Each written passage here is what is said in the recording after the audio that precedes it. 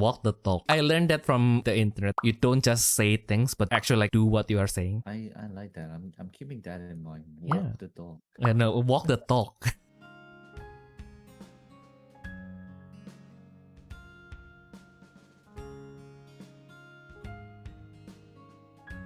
Hello everyone and welcome back to the Refresh Step where you cover yourself for the main step. I'm your host for today, tomorrow and the foreseeable future, Theodore Lu. And I'm with Topaz Battler in the UK and at Manfred Battlespears English Wiki, Ayumu Seiki. Hello. Hi Ayumu, how are you doing? Stand of Vanguard. Yay! I was like about to, earlier I was like opening card market and then I was like, should I like, I went like this, like last month I have like a normal amount of shift. Maybe I can set aside some amount to make like Race Blast deck because like I saw the postcard and then like she just clicked a lot with me. Like I like her design and then her gameplay is basically the gameplay of my old deck, which is Lambros. I was like, I kind of wanted to build one. And then I put up 4 copies of the postcard and then all the right lines. And then I was like, I haven't put anything else. And I needed one of like the expensive cards just because he works with this particular race called Dragoroid. And like one of the Dragoroid is like a really good card for her nation in general. So it's kind of like about $20 a piece. And then I was like, like how much do I need to? Okay, so I literally just put up 7 cards. I'm already spending 25. So like, this feels weird. I know that it is not a big amount by any means for trading cards, but like, that is a pretty big amount. Not gonna lie. Yeah. That's like, I guess like also like because it is not my main purchase, right? I guess like if my main card game is Vanguard, then it's still going to be a big amount of money, but it's still going to be like within what I will comfortably spend, right? Fair enough. Yeah.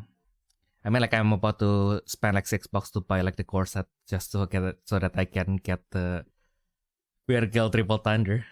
Because why not? To be fair, I just spent £18 to buy 2 copies of Meowth EX in Pokemon. So. Yo. Oh, it's the Meowth EX.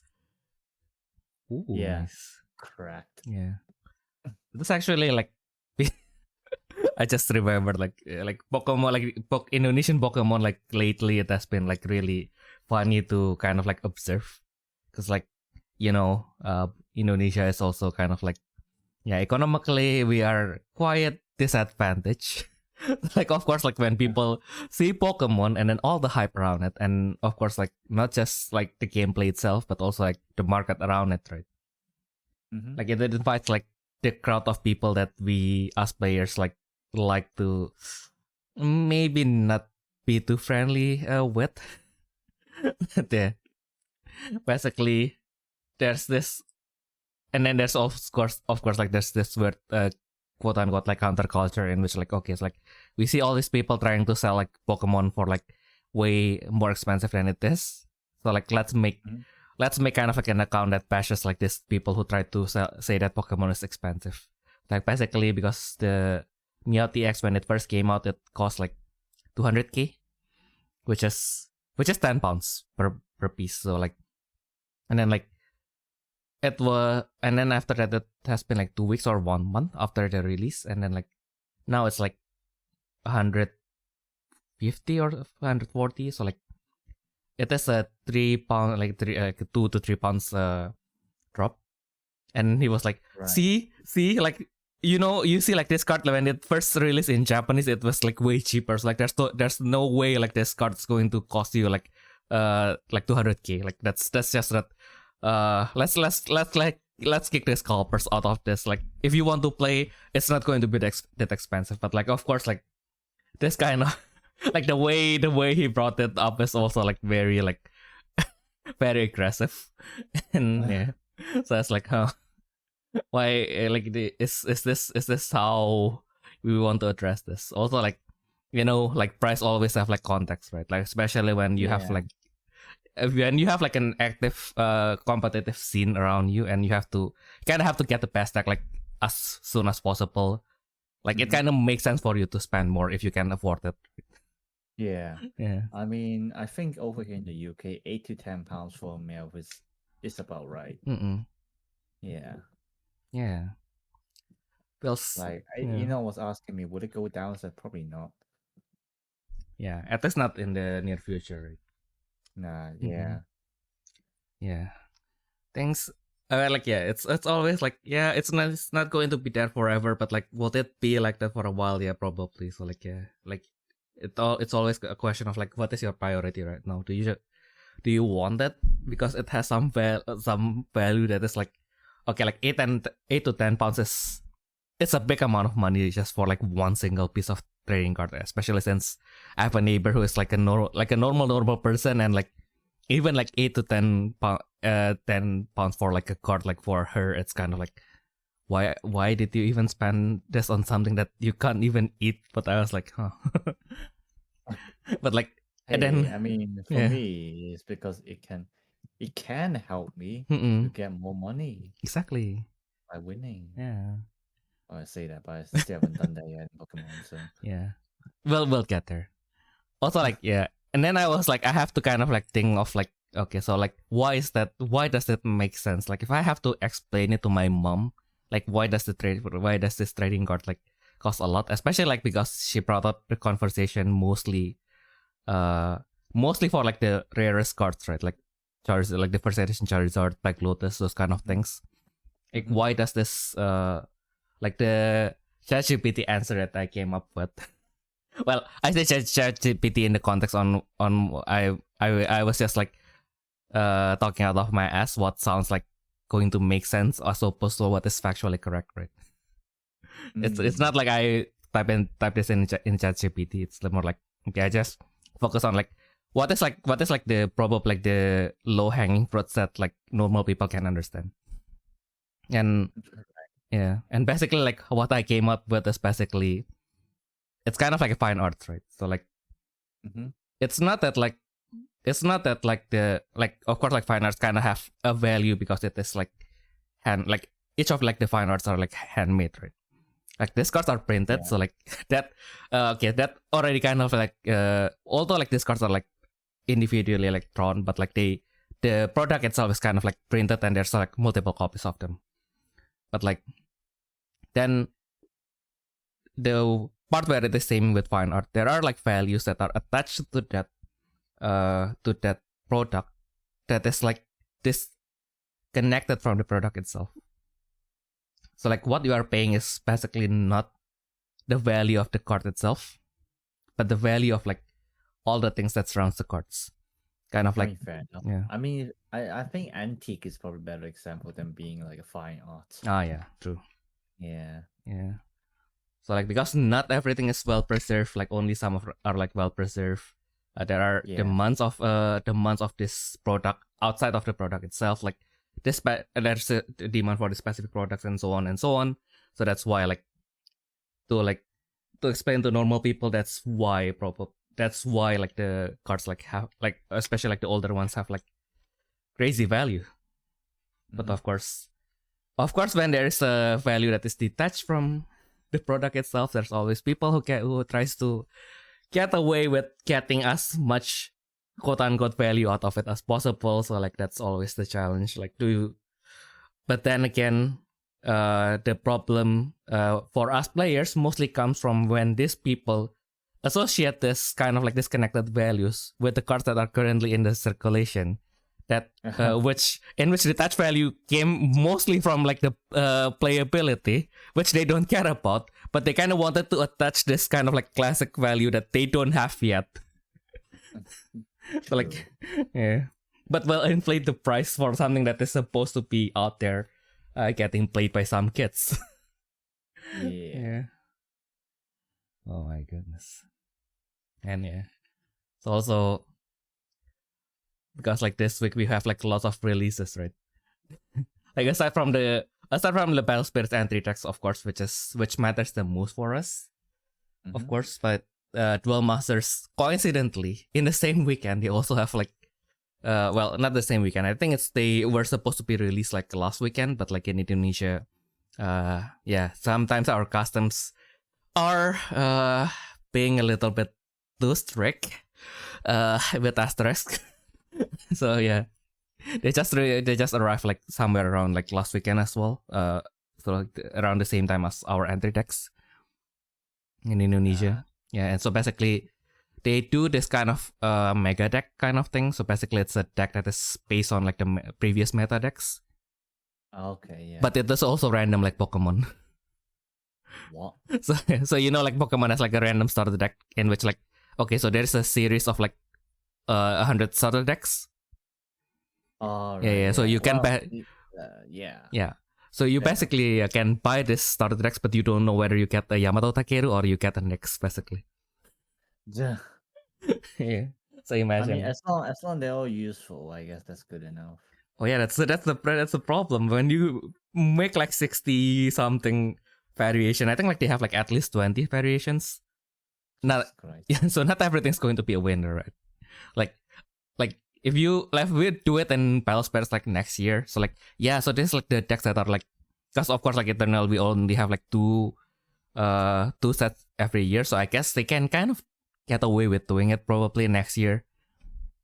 Because like I guess like by then the power level for like the decks that is out from like 2025 will then be that far behind, so they can kind of get away. Maybe they can give you like a very bare bones like Nyx, very bare bones Yamato Takeru, very bare bones like Rekka and so on. But like if you give them like 20, they are bound to have to include something like Brahma or Yumkax, which is like they can be good if you like handle them properly. But of course, like if you are like a newbie, you just want to go to your first event and then you open your random deck and then you get a Brahma. How do you figure that out? And Brahma is fine. Yeah. It's a Bunga Bunga deck. Yeah, but like I mean like with the problem with like the lower tier decks in Battle Spirit is less about like this deck cannot win, but like now if you have like zero knowledge about this game and then you wanted to get into the game, like there's less resource that you can get into making this deck make sense to you, right? You kind of have to find the right people who have like somewhat good mastery of the deck and are willing to teach you. But like the more popular decks like Yamato Takeru, Nyx, like you can just go to YouTube and then you can find like 25 different videos on them, and then like okay, so like if this guy's way of playing doesn't click with me, I can just go to the next one. Okay. But like with Brahma, you maybe will only find one, and then like if you don't understand from how they play it, then yeah, you are basically are stuck with yourself, and that's going to be a little bit more challenging. But yeah, you just have to deal with it, I guess. But yeah. But we are not here to talk about Eternal today because, of course, Standard has a lot of stuff that we can look forward to. And of course, like with all modern card games, they do have like a lots of chase cards right now, and they do say that they were going to include like Soul Magic with the classic Battle spirits on them. I did not think that BS6 is going to be considered classic in the year of our Lord 2026. That came out on like 2020 what now? 2022, I guess. It's like okay, I did not expect it. Do I want this particular secret? Yes, I want it. But, oh my god, my girl Fiddle is already considered a classic spirit. Oh, I feel fucking old. You are old, Theo. You are old. Wait, contract. Seriously, the contract saga was like 3 years ago, isn't it? Oh my. A bit more than that, I'm pretty sure. Oh my. Yeah, I guess it's kind of considered classic now. Yeah, still don't know if I wanted to play Topaz, but now I'm convinced I wanted to play Topaz now.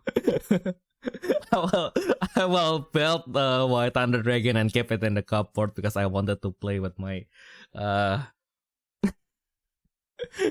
this version of World Grid.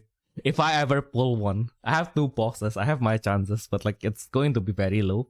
But if I actually pull it, I guess I'm going to main Topaz for a while, just so that I can show off my World Grid.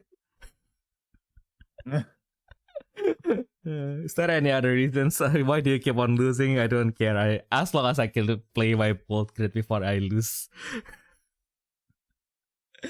But yeah, I mean, like, I guess like this is a set one of standard, so like, it's kind of hard to kind of like see how the play. I mean, like, especially like how the cards will move like in isolation. Yeah, especially because I don't have my cards yet. I'm a very muscle memory guy. So like, if I don't touch the card if I don't have like the card in my hand, it's kind of hard to kind of like visualize like how the game will progress. So I can kind of like do it just by reading the cards, but like I will do it way better if I have like the cards in my hand. So like going to wait for some time for like actual like analytical stuff. So we'll probably focus on more into like how to play and stuff, I guess, for the next 2 to 3 weeks until like Theo, you're just smooth brain. Yeah, no. It is exactly because I'm smooth brain I adapted to how I should survive with a smooth brain. Improvise, adapt, overcome. I cannot change the fact that my brain is smooth, so I just have to live with it. Yeah. So that's basically it. But yeah, I guess like, so yeah, today. Oh, and despite that smooth brain, so today, just like when BSF 75 was released, I kind of forced Ayumu to kind of like show me the deck that he wants to make. Of course, Ayumu have touched standard a little bit more than me. So like today you will kind of like learn together on the perspective of people who already touched the game versus me who also haven't touched my cards. Because like my cards are going to probably be here maybe next week. So yeah, fingers crossed. Nice. Yeah. So yeah, so which one do you want to start first? Do you want your the deck that is dear to your heart, or the one that is going to be going to near the smoothness of your brain first? Let's start with smooth one so that your smooth brain can understand. Okay, very well. So yeah, because like not gonna lie, I kind of wanted to build green as well, just because of the Mermaidia Princess. But yeah, you know the best part is like this. You know your brain is smooth when you think this deck is smooth. Oh my god! Okay, that's not the smooth deck. The other one is. Okay, very well. Switch it. Switch it. I just no, not this one. The other green one. Oh my god! Okay, very well. You're smooth. Yeah, I know, right? That is a smooth way of spoiling you guys on what we are going to talk about today. Move as your tummy. So is it the one with the cost or okay? So I guess it's this one, right? Wait.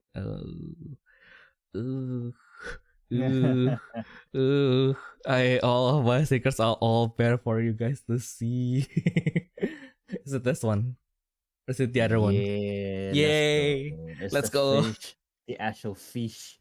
Yay! Lots of fish, lots of small fish. Lots of small fish.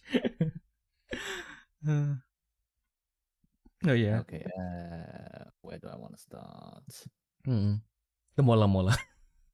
The mola. Yeah, maybe. Yeah, mola. Cute. I like mola. Yeah. Big dumb fish. Yeah. Smooth fish. But yeah, so like, if people have been catching up on like some of the like commentaries on like the entry decks, then you will understand that like the armor fish is designed to be like kind of like an aggro deck, kind of. I mean, I say aggro, but like, you know, obviously in comparison to like the eternal format. It's not actually as fast as you think, but Mm-mm. when you compare it just within the standard format, it's probably the fastest deck that you can have right now. Mm-mm. So yeah, it just but to be fair, I only really like it because they're fish. I like Fish. fish. Yeah. Yeah, I just like fish. Actually, like not even joking. Nice. Yeah. So this is a mod version Mm-mm. from like the entry deck only cards. Mm-mm. So this one does include kind of like the booster set cards. Mm-mm. But like the building concept is just really simple. Just Mm-mm. throw in all the low costs into it, Mm-mm. and there you go, Yeah. kind of thing. Um, for those who have learned a bit more, you'll probably realize that like in set one, there's supposed to be a cost one fish. Mm-mm. But I decided not to put that in because it looks like it's cost one and cheap, but then like it can only attack level 2, which you need 3 Mm. calls. Oh yeah. So like it's not actually that good of a deal, really. Mm-mm. And then also depending, like if you go first or second, like there are still like more optimal plays than Mm-mm. like just like summoning the cost one, which doesn't even have reduction. Mm-mm. So like I just decided like the cost one fish isn't like the best card to have. Mm-mm. Um, so because it's an aggro deck, a lot of things are really simple. We are also like going back to like kind of days of Battle Spirit Saga where like the concept of like net gain and loss kind of Mm-mm. thing. Mm. So like a lot of the effects here are really simple. For example, you have uh you have Puffer, on summon, just Mm. gain one cost crash, Yep. which is just like a setup for your next turn. And I then like Puffer. I like Puffer too. Yeah. And obviously for an aggro deck, the more cost the better. Obviously.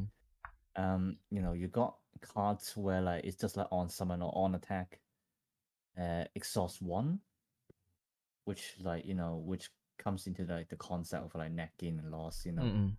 You're minusing one hand, but you're gaining one body, and then you're minus one blocker on the opposite side. That's kind Mm-mm. of how early aggro works in general, anyway. Mm-mm. Um, so yeah, and then the BP is also actually really important. Mm-mm. Surprise, surprise. Yay. Yeah, who knew that BP would be useful? Am I right? Definitely not Yeah. called metal goods. Exactly. But yeah, so thing with the armor fish as well is that like a lot of the cards actually have really good BP stats. Mm-mm. Um, you got like the cost 2 eel right there, Mm-mm. Lega Lakusu, Mm-mm. which obviously you just need one soul core on it, and it's already level 2 3000 because of true release. Mm-mm. And then also on attack plus 2000, Mm-mm. So think about if you go second, right? Mm-mm. You place the cost 3 Nessus, you play the eel, put the Mm-mm. soul core on it, swing at 5000. Ugh. Yeah, that's nasty. That is very nasty. Yes, Mm-mm. like 5000 is a uh very high BP actually for like the Mm-mm. standard format already. Yeah. And like it's like medium, but Mm-mm. like nevertheless it is still considered pretty high, Mm-mm. especially when considering like for example in red, most effects especially from entry decks are like destroying 3000 or less. Mm-mm. Or like yellow, which literally is a combo deck and each effect only minus 2000. Mm-mm. So 5000 is actually quite a high BP actually. Mm-mm. Um so yeah, that's not much to say here. If you scroll down a little bit, there are a few necessities. Yeah.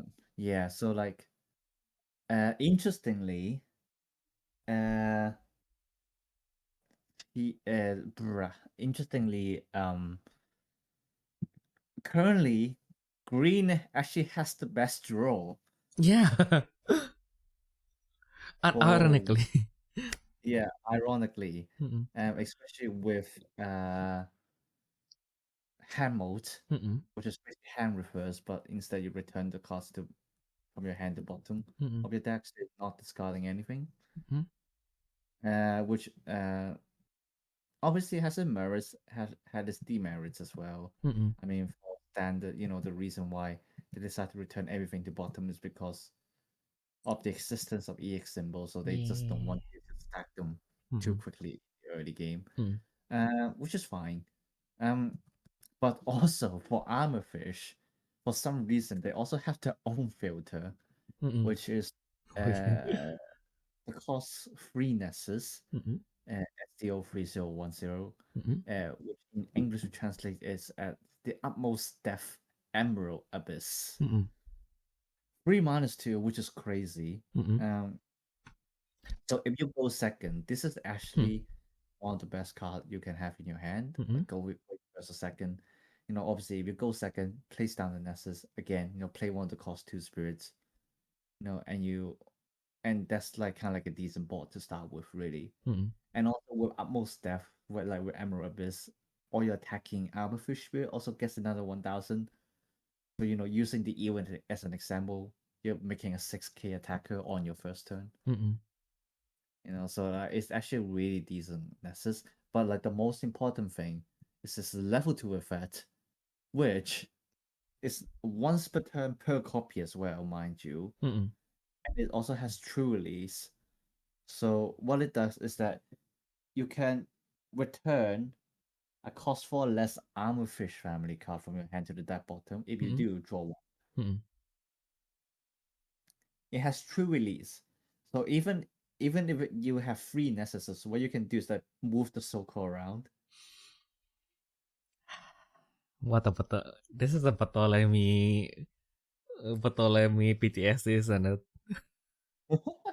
um, but yeah, Oh. I think Mm-mm. what's also interesting is that obviously it's good for early filter. For example, if you have like you draw into like Dan Danteculeo Mm-mm. too early, which is like the X card beside the Nessus, Mm-mm. you can just return it to the bottom and then you know draw into more useful card to Mm-mm. actually play the game. Mm-mm. Um, but also another thing is like ham mode, which is the ham reverse that we're talking about. It's also an Armorfish family card. Yeah. Actually, no, I just realized because the Nessus only return cost 4, let's know you cannot return the cost 6. My bad. Yeah. Oh yeah. True. Yeah, but but even then, like the other Nessus, is also an Armorfish. Mm-mm. Ham mode is Armorfish. Uh, The vortex. yeah, Fog Tax. Yeah. Vortex Fog Tax sweep. Yeah. Vortex sweep. Sweep. That's All the right. whip. Yeah, yeah, Fog Tax Sweep. Also Armorfish. Mm-mm. Yeah, and a lot of these are not the most useful in the early game. Mm-mm. So you can literally just return them to the bottom and draw one. Yeah. It also means like ham mode, stuff like so it basically means most of the cards in your deck aren't really going to break you. Mm-mm. Granted you put the ratio well. Mm-mm. Because obviously, stuff like ham modes, might be useless against like maybe like blue or white where they constantly be only at 2 cards in hand. Mm. Or then like you can just return to the bottom with utmost depth and it's like, yeah, I'm just gonna casually draw into another spirit because why not? Yeah. Kind of thing. Alright. Yeah. And then because this is an aggro deck as well, I don't really think you need 3 ham modes. I think 2 is fine. Mm-mm. Like by the time you're using the third copy, well, you shouldn't be using the third copy because this is an aggro deck. You should be winning the game by then. True. Realistic. Yeah. In terms of the magic as well, you can see like besides ham modes, there are really only 4 magic. Mm-mm. Because I feel like right now in the early game of standard format, it's all about board presence Mm-mm. and just trying to disrupt them. I mean, also like the green magic are only like exhausting the spirits, which it really only helps in terms of like offense. Mm-mm. It kind of helps in terms of defense as well, but it kind of goes both ways. But like, what I'm trying to say is that like again, if you have too many of them early game or even late game, it's not Mm-mm. exactly the most useful. If you don't have a spirit, what's the point of having the magic? Exactly.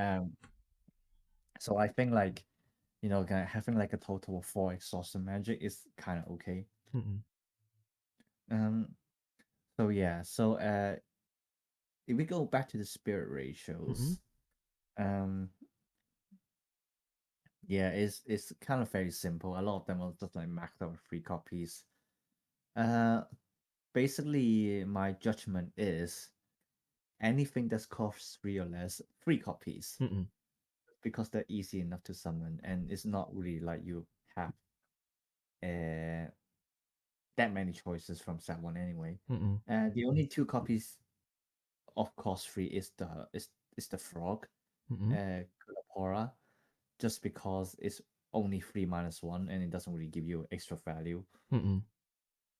Whereas obviously with Puffer, you gain a call from to trash, so it still helps you with like for like the rest of the game as well. Mm-mm. At least that's how I see it. Because like obviously with Kulapora, uh like it only exhausts one on destroy. Mm, So yeah, yeah. it's also like more of like almost like a late game thing, where Mm-mm. like you kind of try to spam attack, Mm-mm. and like in some way, basically force them to have 2 blockers instead of one, because obviously they block a Kulapora and then like exhaust another one, stuff like that. So Mm. it's really only good for turns where you're aiming to finish your opponents, basically, which is why I only put at 2 copies. Mm-mm. Um, yeah, and then like the other 3 copies is the squid, Mm-mm. which is called squid. Quit. Uh, yeah, I like Armored armor. hands. Yeah, I mean, it's hand, right? it says hand, but Yeah. I think that's a better translation. But Mm-mm. armor hand, like Yeah. whatever. Mm-mm. But armor arms squid. Well, anyway, it's a squid. Yeah, it's a squid. Um, yeah, that one I also put at 3 copies. Just because it serves as 2 attackers, Mm-mm. so you're essentially paying 2 costs for 2 attackers. Mm-mm. At least that's how I see it. Yeah. And then obviously it heavy exhausts a spirit. Granted, it only targets spirits that are already exhausted, but nonetheless, heavy exhaust is like a very good disruption. Mm-mm. Um, so like so that's why I put it at 3 copies. Mm-mm. Um, like it should be easy. It should be like easy enough to summon it as anyway. Mm-mm.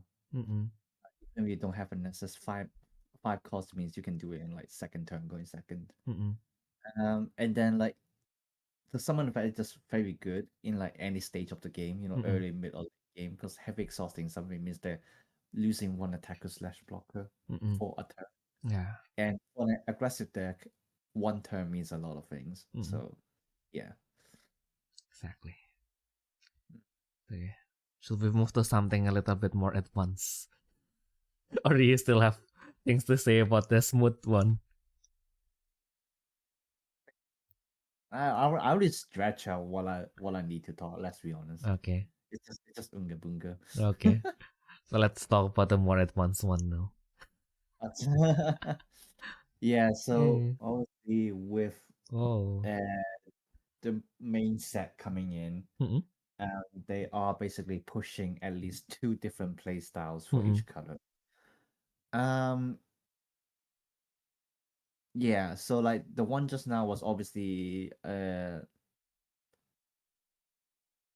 play style from like the starter deck. Mm-mm. This one current is from like the main set. Yes. So this deck plays based on a specific keyword called current. Mm-mm. Uh, very creative, I know. Yeah. Um, which basically says, uh, by exhausting the spirit with current, you give one of your spirits with the specified condition an extra symbol Mm-mm. for the battle. Mm-mm. Uh, so right now, all targets for currents are always going to be oceanic green, which is the family. Well, at Mm-mm. least that's like it, oceanic green, Mm-mm. and costing two more. So it's pretty much a late game thing than being like an early game thing. Mm-mm. So you can build, to be fair, you can build a deck in 2 ways. Mm-mm. because like they are kind of like cheap enough cost 8. I know it sounds ironic, but what I mean is like cost 8 with a lot of reductions. Mm-mm. And then obviously they might have legacy as well, Mm-mm. which allows you to use EX symbols. So like you can push them out even earlier Mm-mm. than like what we would usually think. Mm-mm. Um, so like you can play the deck as like a tempo, Mm-mm. but like I decided to build it as like a one hit KO Yeah, kind of. yeah. Mm-mm. So it's not as smooth brain, but it's still pretty smooth brained Mm-mm. because the concept is basically you stall until you get the well out. Mm-mm. Um, and in my judgment, like I haven't actually tested the deck yet, but in my judgment, it's pretty easy to do. Mm-mm. Because like the deck, like the deck still gains like a decent amount of calls.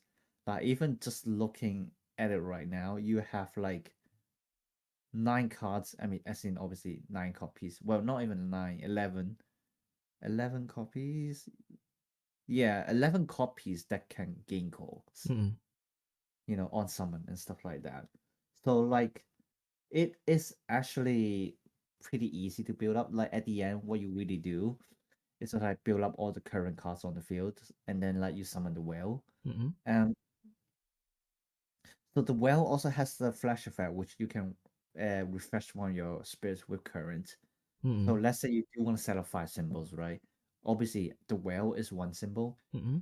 You have one current card which can be refreshed once. Mm-mm. So one of the current cards can be considered 2 additional symbols. Mm-mm. So that's 2 spirits, and then you just need like 2 other current cards. You might even need less, Mm-mm. depending if you already reduce some lives in like the same game. Mm-mm. So like it sounds like really hard to set up, but realistically, you only need like 3 spirits Mm-mm. by the end of it, Mm-mm. which like let's say let's calculate some calls then. Like 4, 7, 8, 9, 10, 11. You need like a total of 11 calls for the turn, assuming you already summoned the other spirits in previously, Mm-mm. which I don't think is a lot for green. Yep. Yeah. Definitely rookie numbers. Yeah, Mm-mm. exactly. And then to be fair, you don't exactly need to worry about blockers as well, Mm-mm. because the whale on someone can already heavily exhaust opposite spirit. You're going to have other effects that can assist it as well, Mm-mm. like the Necessus, which says uh when you're well, actually, yeah. Um, I'm just trying to read. I'm trying to remember. I mean, yeah. Like the Necessus will help as well. Granted, you need to attack with a Spirit Recurrent, which the Mm-mm. whale doesn't have, Mm-mm. ironically. Uh, so it's like, but then like you kind of like if they have too many blockers, you still have ways around it, kind of Yeah. thing. So it's not like the worst. Mm-mm. I can't remember what magic I put in. Yeah, Maybe we just go. will see them soon. Okay. Yeah, so this one I actually played a surprisingly large amount of magic. Mm-mm. Um, it is technically a stall deck, which is why I decided to put in the max copies of the cards that help you to draw. So like because like this deck is relatively high cost, Mm-mm. in terms of like the card ratios, which is why I put hand motor free, because Mm-mm. I feel like you will break pretty often. Mm-mm. A lot of them also aren't the best at having multiple copies. Mm-mm. Like for example, like the necessary, like yeah, the more copies you have, the better. But also at the same time, you don't actually need too many of them. Mm-mm. The really chubby seal, the cost 7/1, Mm-mm. 042. You don't really want to see him in the early game as well. Oh yeah. Needless to say, same as the Mm-mm. whale. Yep. So like that's why I feel like hand mode is much more important Mm-mm. in this deck than like the other one. Mm-mm. Um, And then, well, full text whip, just one cost, exhaust one. Mm-mm. You're going to have to spare cost anyway, Mm-mm. because like say you have like at least two spirits recurrence. One of them you need a soul core on it. Um, well, one of them you only need a soul core on it. The other ones you have to put three cores because they literally only have currents at level 2, Mm-mm. and most of them need 3 to 4 cores for the effect. The well as well. Mm-mm. Realistically, you only needs to be at level 2 to refresh one of your spirit with current. Mm-mm. After that, you can just use the extra 2 cores on it. Mm-mm. So Vortex is actually really good in this deck because like you just have to make sure that you get 5 symbols from your attacking spirit, and then you can start spending the cores on those spirits Mm-mm. um up until they're down to level 1. I mean, to be fair, if you're so sure that you're gonna win that game, you can also just deplete them as well. Mm-mm. So like especially with like the magic being minimum 1 cost, it's really not that big of a deal. Mm-mm. So I think 3 copies are fine. The other one also really interesting, which is called Mm-mm. Wave Ride. Yeah, Mm-mm. Wave Ride. Mm-mm. Which says like select one of the offering spirits, exhaust it, and then you can target one of your cost 8 or more oceanic green spirit, and refresh it. So it's it's basically for the whale. Like it's not. I think like you're mostly just gonna use it for the first effect, which is exhausting it. Mm-mm. But like, it's also one of those where like, oh, I don't have enough spirits on the field, but like I'm kind of like 1 or 2 symbol off from like finishing the game, and that's Mm-mm. where the wave ride might become useful. Mm-mm. Um, I mean, to be fair, now that I'm mentioning it, like I just feel like this probably might not be the best cast to have, just because so like when I first built the deck, I was like basically traveling on like bus and metro Mm. and stuff, Yep. so like I wasn't exactly paying attention to everything. Mm-mm. And I was going to use it to refresh one of the spirit recurrent, Mm-mm. but then I realized actually none of the spirit recurrences actually cost 8 or more. Yeah, Yeah. so it's literally used to refresh the attackers, Mm-mm. which is not exactly what you need, is I Mm-mm. would say, Yep. especially when you already decided that this is going to be a one punch deck. Mm-mm. So yeah, is this magic going to be useful? That's really up to you guys to Mm-mm. think about. I still think like 2 copies should be okay. It gives you more options in how to finish the game instead of just like, oh, I really need to do the one punch or else I die, Mm-mm. kind of Yeah. thing. Yeah. Um, yeah. Now that I read it, yeah, all the cost 8 or more cards available do not have current at all. So it's literally for refreshing your attacker more than anything else. Mm-mm. And then yeah, and then the last interesting card is Hydro Force, which is the cost 7 magic. Mm-mm. My friend did ask me, don't you think it's a little bit too much? Because it is a 7 cost card, even though it has 4 reductions. Oh, But okay. yeah, Yeah. but like my argument is that like you do kind of want to max it out Mm-mm. because it gives you draws, Mm-mm. which I think is the most important part. So basically, it's also technically a removal card, is how I would say it, especially in like the early stage of standard format. As I said, BP is very important, Mm-mm. and then also against this deck, it's kind of like racing against time because like basically your opponent has to finish you before you get the big thing out and then just hit them with 5. Mm-mm. So your opponents will most likely attempt to attack you when their spirits are like just over, like when their BP are just like just over yours. Mm-mm. This is where Hydro Force would be really useful because you're baiting them into attacking, block with your spirit, and just casually add 7,000 onto it. And then when you destroy the opposite spirit by BP comparison, you draw 2 as well Mm-mm. during this turn. So if they can refresh while blocking, Yeah, yeah. yeah, exactly. Which is I mean, I suppose that might be one thing that you can work with Wave Ride. Mm-mm. So Yeah, yeah. like if you're well, Mm-mm. if somehow you fail to finish the opponent, and then they try to attack you back, Mm-mm. then you can use Wave Rifles to withstand your well, Mm-mm. and then use Hydro Force to add 7,000. Yeah. Damn.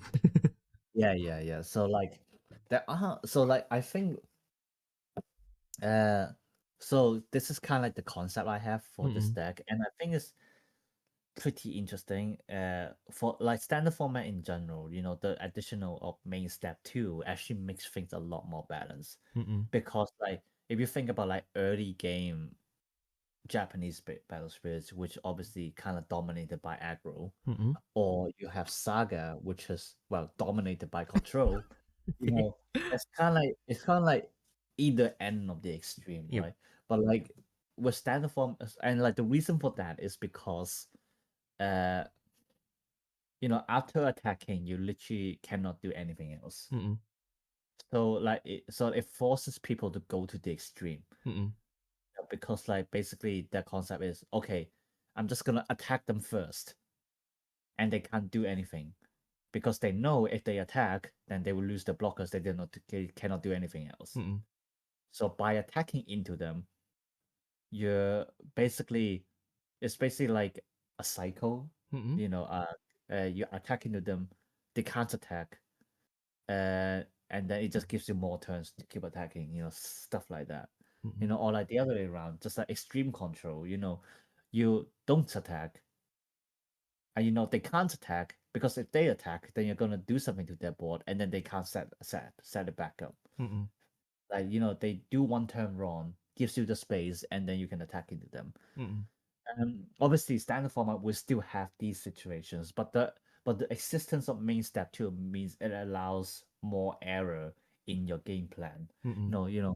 Like say during your attack step, like going back to like maybe like the armor fish stat, you kind of go all in, and then somehow they block it. Mm-mm. And then like now you realize, okay, now I need to hold on for one more turn. So you can go into main step 2, just summon more spirits from your hand to get ready as blockers, Mm-mm. stuff like that. So like and obviously what it means is that like aggro decks won't get dominated because you know and And because like multi-this. obviously Mm-mm.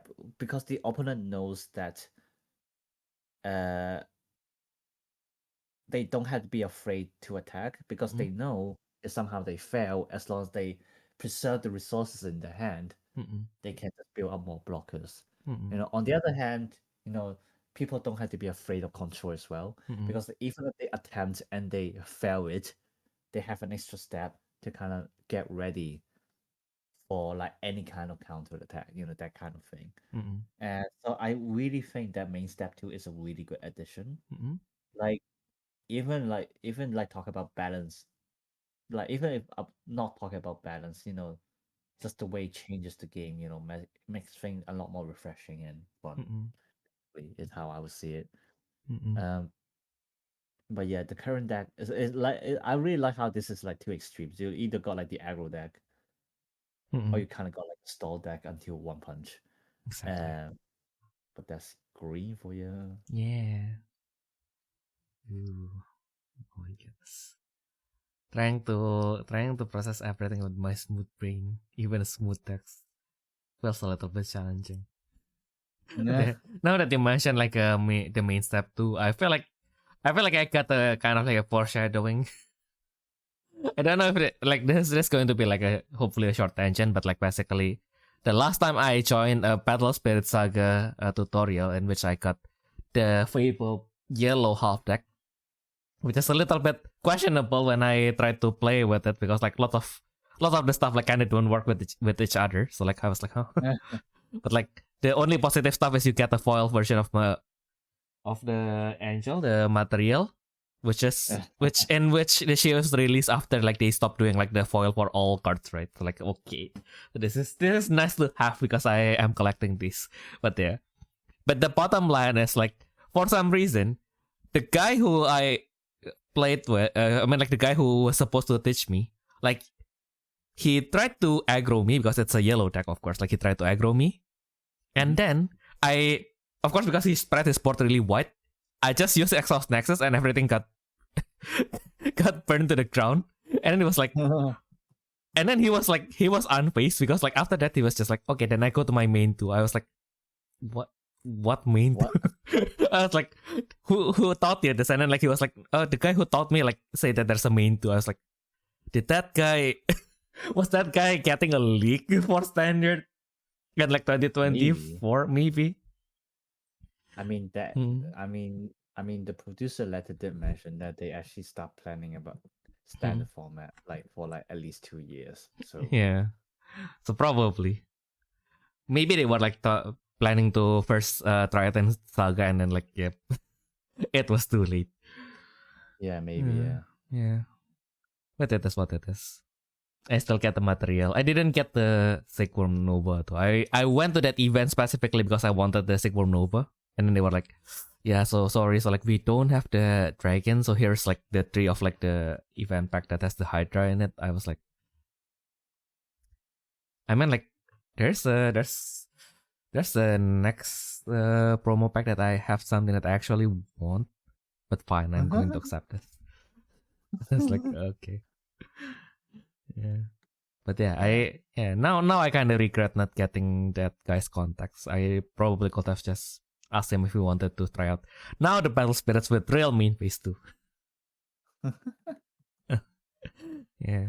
Maybe when I have to try to go there again, maybe he's teaching Digimon or something, and I can probably ask him, hey guy, hey, you remember me, the only guy who asked for the saga tutorial? So yeah, this is awkward. This is awkward, but I kind of wanted to invite you to this thing called Battle Spirits. It's similar. And it has what you wanted. Exactly, a main step too. And just like the demo deck, we have yellow. Yay! So yeah, this is my smooth brain build. So basically, just like Ayumu. But like again, this is kind of like this is going to be like Ayumu already has like his thoughts because he had already played and this setting. But like for me, I'm going to be learning with you guys on how to kind of like not be smooth brain. So like this is my initial build for the Thunder Dragons because I think like okay because like why what the one thing that I envy when I see like the green stuff is like everything is fish, but like in yellow it doesn't necessarily mean like the cards are worse because I guess like that is the one part where that they actually do well in which that's a kind of like the balancing thing. But like you kind of want the Thunder Dragon entry deck. The good thing is like when you buy the entry deck, if you buy 2 entry decks, you basically like get everything that you need. Some of like the booster stuff that I put in are like literally the commons. So you literally can kind of like just get by with only the start entry decks pretty much, I guess, for now. Because I think like the extra from the PS01, Zerotol, he's not bad, but like I feel like he's going to be way more valuable in the future when we have like more Thunder Dragon magic, which is the one thing that I'm salty about because like one of the magic that is included in PS01 literally has Zerotol on it. Doesn't have the Thunder Dragon family. What the fuck? That's like and then I read the effect and it's like the one thing that we need for the deck. So seriously, what the? It's like okay, so here is my smooth brain thinking, right? Like basically, first turn, you would want to set up your nexuses or your low cost, in which I also like the one problem with yellow is most of your draws, which is like going to be like either a fire pillar or like the nesting. It's going to be pretty much a +0. So like the fun thing about this deck is basically you use Amal, Amaru, which is a cost 3 that can search for your Thunder Dragon magic when it is summoned. So basically, that way you can kind of like turn your fire pillar from a +1 to quote unquote a +2 because like you basically get the fire pillar for a +0 and then you get another card by playing it. So it's kind of like well it's still a +0, but you basically like take through 2 cards of your deck pretty much instead of just one. +1. Is it? Because you -1 card in your hand, but you get 1 extra body on the board, Oh yeah, and true. you potentially so that evens Ah, yeah, out, yeah. but then you potentially get 1 more card Ah. with the summon ban. Okay, thank you for doing the math Yeah. for me. Yeah. Yeah, I feel like one of the only positive thing is like you have like I put in like 14 starters on this deck, so 14 plus 3, so 17 cards that you can play on your first turn. You have Mulligan. What's the worst that can happen? Quote like famous quote before disaster happens. I feel like Ayumu have already kind of like talked briefly about like what make the deck good, which is basically you have like this nexus that basically remove all the basically makes all your spirits unblockable by a spirit that has 1,000 or less PP, in which why I basically focus on bringing more stuff that can reduce PP during the attack step, because like basically you don't really at that point you don't really reduce their PP to destroy something. Of course, like if you can destroy them, it's going to be nicer, but like your focus here is kind of more into like how do I get them into like that 1,000 BP range so that with the volcano you can kind of like consider them not existing and you just keep on hitting. Just turn sideways, kill them. Like and then basically your main draw is probably going to be from the utmost depth, the giant cloud mountain range, I think. Oh, I can read kanji finally. Giant cloud mountain range. I don't know what the last kanji is, but like yeah, I can read the first 3 at least. Finally. It means peak. Peak. Okay. So yeah, the Great Cloud Mountain Peak. Which well, that's thunder. Okay, thunder. Oh yeah, sorry. Thunder mountain. Oh my god, I got so distracted by Fennel that I thought everything is cloud. But yeah. I mean, to be fair, the top half of the words is literally the same as cloud, so fair enough. True. So yeah.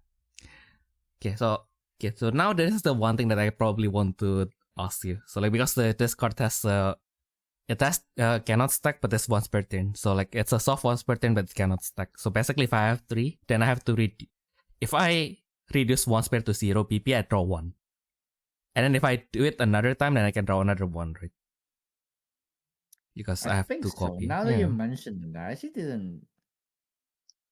I didn't realize. Because I will assume that's the case. Yeah, because like we do like there's the thing, right? They are trying to introduce these keywords to make things simpler.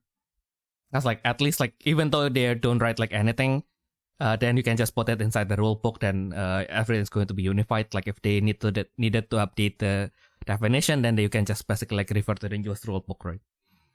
But they do this one horrible thing for reverse thunder, in which they do like a hard once per turn, and they bake it into the text, which is like, so basically you can only use the same card name as this card once per turn. They bake it into like the top effect, which is I guess like this. I suppose for peak means that you need it's asking you to basically use the magic 3 times if you really want to draw it, kind of, I guess. Exactly. Yeah. Oh no, it has to be with spirit effects. Oh, spirit effects. Yes. I think that's better. Yeah. Yeah, it's actually quite nice. But at least we have some sort of way to increase the hand. I was like kind of like debating on whether to put in nesting or not. Maybe if I wanted to put nesting. Now that I see your green aggro list, probably I'm going to bring less triple thunder. Put in more nesting. Reverse thunder, it's mostly just because when I wanted to play a little bit more aggressively, then I guess it kind of put more I can't English, but basically it makes my opponent blocking a little bit riskier, because now if I attack with, for example, especially if I attack with like Gale and then it got destroyed, I get -2 to 1 spirit, and then I get to bring back my reverse thunder. So I will probably like bring 1 mostly. I just like still I don't know like how it would look like. So I try to bring 2 just so that I can see it in the games. Then maybe if it doesn't really change anything, then just reduce it to 1 or like 0. Yeah. No, I think if anything, I think it's the other way around. You might want to play 3 with this one actually, Interesting. because it's still a 1 cost minus 2k, Mm-mm. and like the main thing isn't the fact it's only minus 2k, but the fact that like a lot of your cost relies on you using magic to actually do something. Yes. Yeah, so the minus 2k it's just really the bonus effect. Mm-mm. But it's the fact that you only need to pay 1 cost for it, Oh yeah. which makes it good. Exactly. And like it's also it will also be a reason why Triple Thunder I would just keep it at 3. Mm-mm. Just because you only have to pay the soul call for it, so that's technically 1 cost. Yeah. Okay. Then I will play again with the ratio later. Ooh. Even with an aggro deck, we already have a lot of things to play with. Yeah. Yeah, exactly. Yeah. I put in 1 Virgil for emotional support. Probably going to go 41 just for her.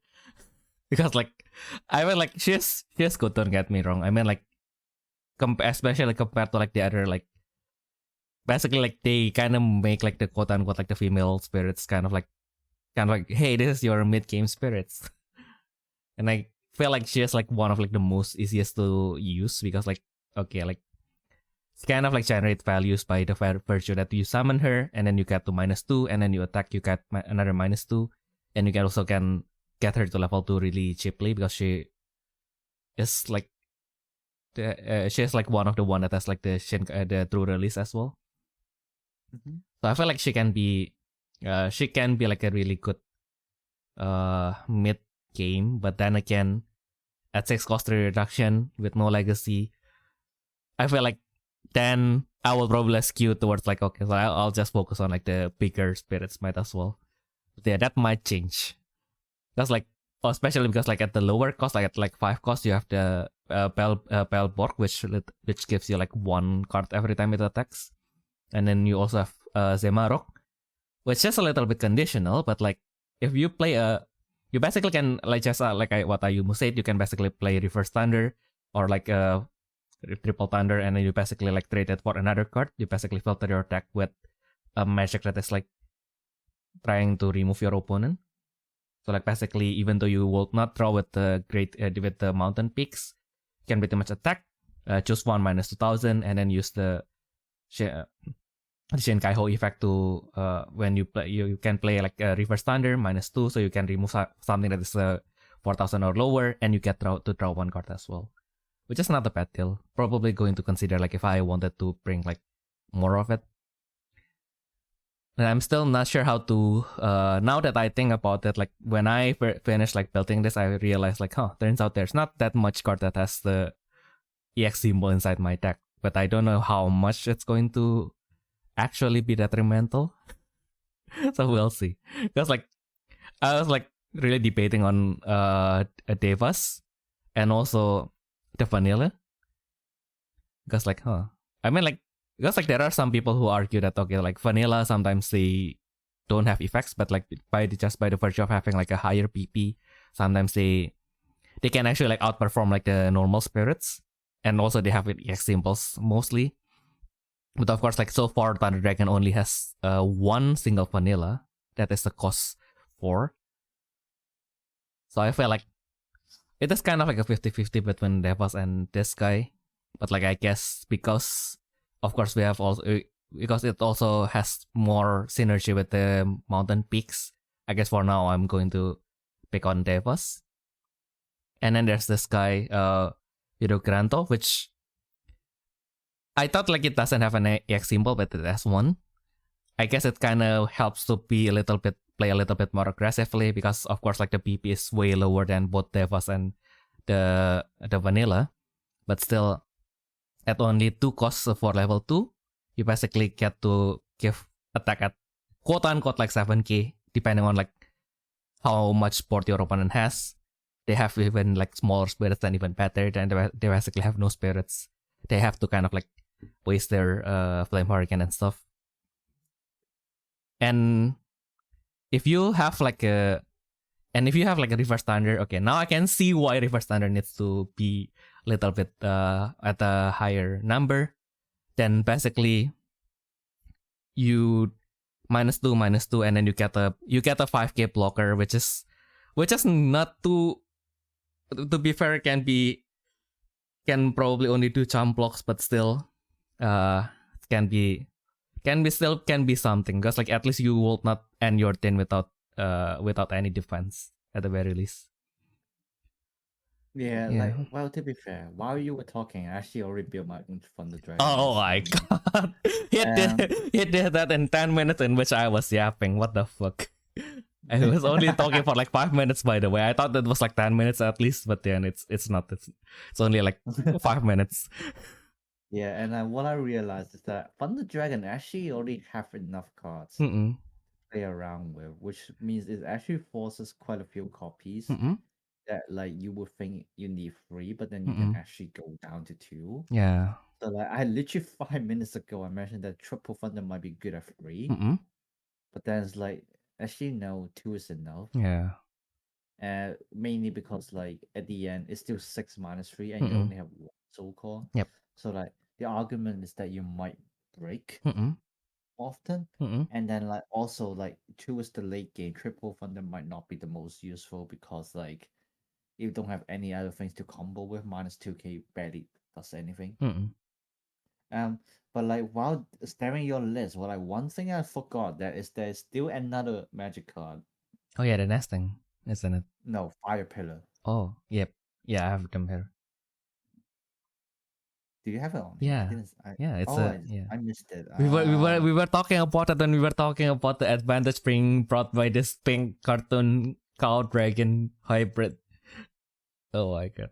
I have like a love-hate relationship with this skill. Because I thought you were only talking about with First Thunder, but okay, that makes more sense now. Yep. Yeah, that makes sense. Yeah, three copies, and then with First Thunder too. Okay, yeah, that makes sense. Yeah, like actually for me, I would actually put Nestling in there. Yeah. Just because like I think it's useful enough to justify it. Because like after I build the list, I realized like Thunder Dragon is actually more towards the higher end in terms of like cost. Yeah. Like for my list, I only play like in terms of spirits and necessities, I only play like 12 cards that can be used on your first turn going first. Which is not a lot. Yeah. But So we have like, mulligan. I mean, granted, yes, there is mulligan, so it's like there is like a better chance to actually use it. But even then, you know, if what it means is that like the deck is slower in terms of like building up the board, and then also means that like a lot of the times the cards in your hand are gonna break. So I think like nestling is like actually really useful. You know, in that, you know, it's same as like the emerald abyss in Arborfish, or like even feeding draw, you know, in blue and stuff like that, where it just like helps you to temporarily filter out your hand so you can like get something better to do at like in like the current moment. Yeah. So like, so yeah, that's why I actually and then like even like without the main effect, like just in general, I guess like adding 3,000 Oh yeah. is quite a lot. Yeah. As like a flash effect. Yeah. So like I think like it justifies having a piece just to try it out. I would say. Yeah. I will definitely try it out. Because like I mean like 3,000 PP plus doesn't sound interesting, but like if you have played yellow for like 10 years now, you realize that how much like how rare it is to have like a PP plus in yellow. So I was like, huh. I mean like we say it first and in the World Championship. Like yeah. Starry draw. Yeah, plus Starry draw 10K, plus 10,000, and then I was like, oh, Yin Yang, no. You almost got it for us. Yes. Yeah. And then so like you set the like uh Figilu. Yeah. Figil. Vigil. Vigil, yeah. Wigil, there we go, Yeah. yeah. You only put one. I actually put two. Oh, okay. Just because like it's one card minus 4k. Mm-mm. Oh, yeah. And you only need like a maximum of 4 calls for it. Mm-mm. Which you can do by like turn 3, and by like turn 3 minus 4k is still a really huge deal because Mm-mm. like you're still in standard form at set 1. BP isn't really that much of an inflation in terms of BP. Yeah. Yeah, so I think Wiggle is at 2 is fine. Mm-mm. The X rares, I think that might be too much, 3 copies each. Oh, yeah. Yeah, like personally I put like 2 each. Mm-mm. But then I also, because I play the new X rare in set Mm-mm. 1 as well. Yeah. Serotol. Mm-mm. Which might not be the most useful, but like what I really like is more like the level 2 effect, which is during attack once per turn. After you use a Thunder Dragon magic card, after Wait, that it's effect 10. was spelled, you can return it to hand. Yeah. And then so like it kind of works like Wiggle Mm-mm. in that like you technically need 2 cards, but it's like 2 cards, a 2-card combo where you can minus 4k and you're technically not losing anything. Mm-mm. So like I feel like the new X rare in set 1 can be pretty useful as well. Mm-mm. But like yeah, it's definitely more like a tempo deck. It's like kind of a slow tempo as well, which is Mm-mm. pretty interesting to think about. Like I tried the yellow entry deck before set 1, and like honestly, I don't really like it. It's like, Mm-mm. as I mentioned, I think I did mention last Oh, yeah, episode. you did. Yeah, that like I put like yellow as like the lowest ranking Mm-mm. in terms of like entry decks. But then like also I don't think I play entry. I don't think I played the nestling in that version. I can't remember. Oh, I see.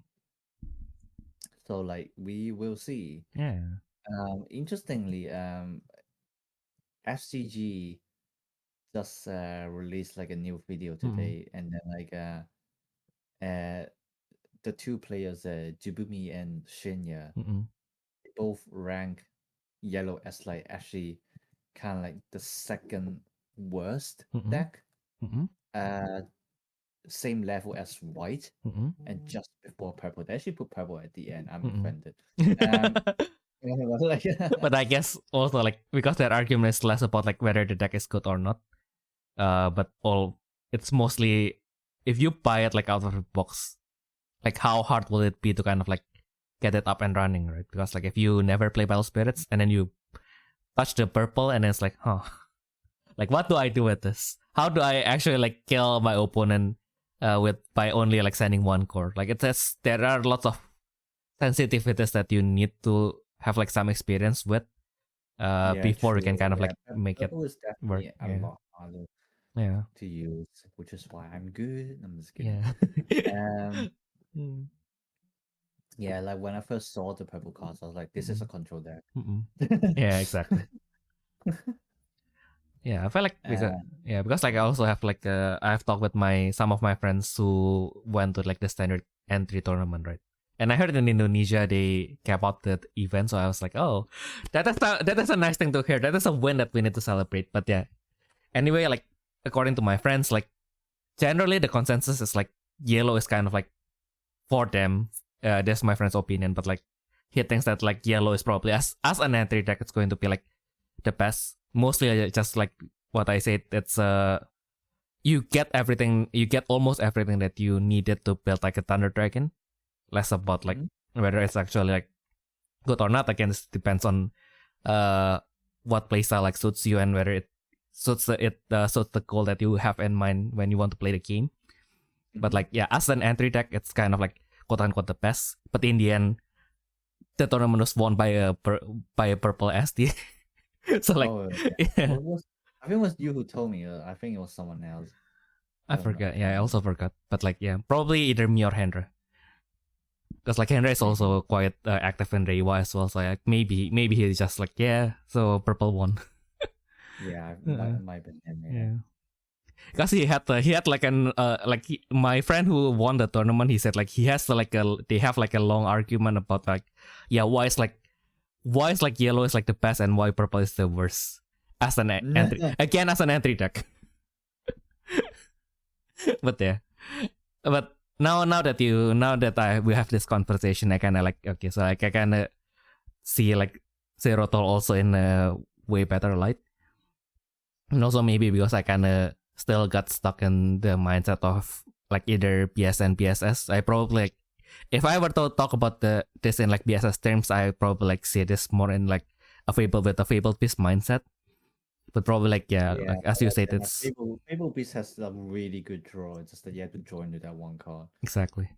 But this is like Thunder Dragon's like different. It's literally a combo deck where it forces you to use multiple cards to keep the game going. Yeah. So it's luster.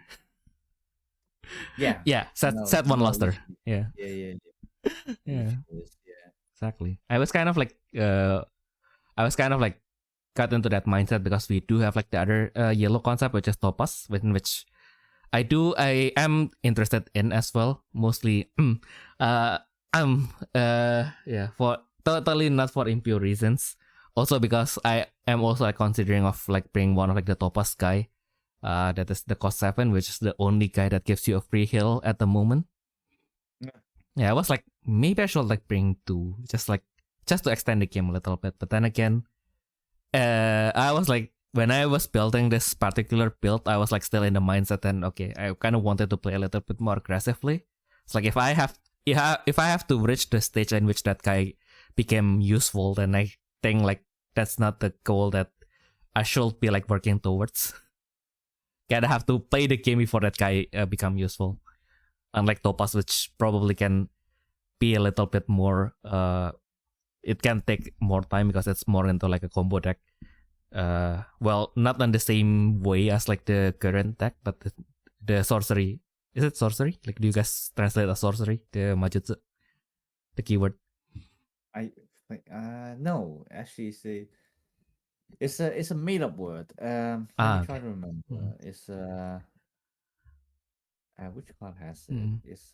It's X-Rare has it, if I'm not wrong. Like 1 out of 3, and I chose the Thunder Dragon. Thanks. Yeah, it's a. Let me find Emble Miner. We call it Maturate. Maturate. Yeah.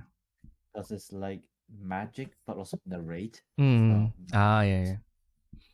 Yeah. Basically, yeah. But with the Maturate, what was I?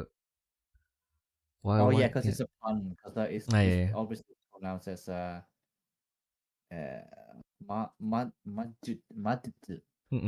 which obviously when you only listen to the sounds, it means magic, literally. But then like for instead of using the word for technique, they use the word for narration. So it's not, again, it's not an actual Japanese term. It's something that Bandai made up, which is why I also make a made up term. So because of course, yeah. And then I was so fixated on like learning about like what do you guys translate it as that I kind of like forgot what I was like about to talk in the first place. I'm like TikTok brain now. What the fuck? No. You're not young anymore. Yeah. Stop using TikTok. No, yeah. But anyway, I was because I think like Eagle Metas like the extra basic like the game plan is like more into like if you play like magic during when it attacks, then you can basically become unblockable. So unlike Hoel, which is like focusing everything on one attack, it's pretty much like attacking with multiple spirits but focusing it in like one of the later turns pretty much. So yeah, that's pretty much something that we can explore as well, and after we get all the cards. After what? After we get all the cards. Yeah, fair enough. But I feel like also like Palcoral. I really like him mostly because of the level 2 effects. So you can basically just get -2 before you attack with anything, and you don't have to attack particularly with it if you don't really care about like the unblockable. Also, like again, like if you wanted to, I guess like then you can argue that I probably should bring like the pyramid, which gives 1000 to all of my Thunder Dragon. Then basically the thing is, the other thing that I can go for is like basically live Pelcore for later, because then it will be 11k, so it will be out of the range for Flame Hurricane. Then I can attack with my smaller spirits first, in which they can have like basically they attack with a minus 4k at this stage. So hopefully it can remove something, like a jump blocker or anything. Then the rest, Pelcore can take care of the rest. So basically, when your opponent is down to 2, then you can basically like pressure them into like getting into at least like 2 attacks in. I mean, to be fair, this one pairs well with Triple Thunder as well. Oh yeah. Yeah. Yeah. But I still think 2 is fine, because I think it's one of those cards where like it's literally just for the finishing blow. When they only have 1 life left, and it's like, yeah, nah, I can't be asked to destroy everything. Doesn't make it unblockable kind of thing. Exactly. And then I just remember that Triple Thunder isn't choosing 3 to minus 2k, it's choosing 1 3 times. Yep. So it can minus 6k on one thing. I just remember that. Exactly. Yeah, but I still think 2 copies. Yeah, it's enough. Yeah. It's kind of like a gift it's kind of like a better gift intrusion. Obviously, you know, the argument is like, oh yeah, you could just spend a soul core to minus 6k on anything, but then it's like, especially with Thunder Dragon, where you're being expected to be constantly removing something anyway with the spirits.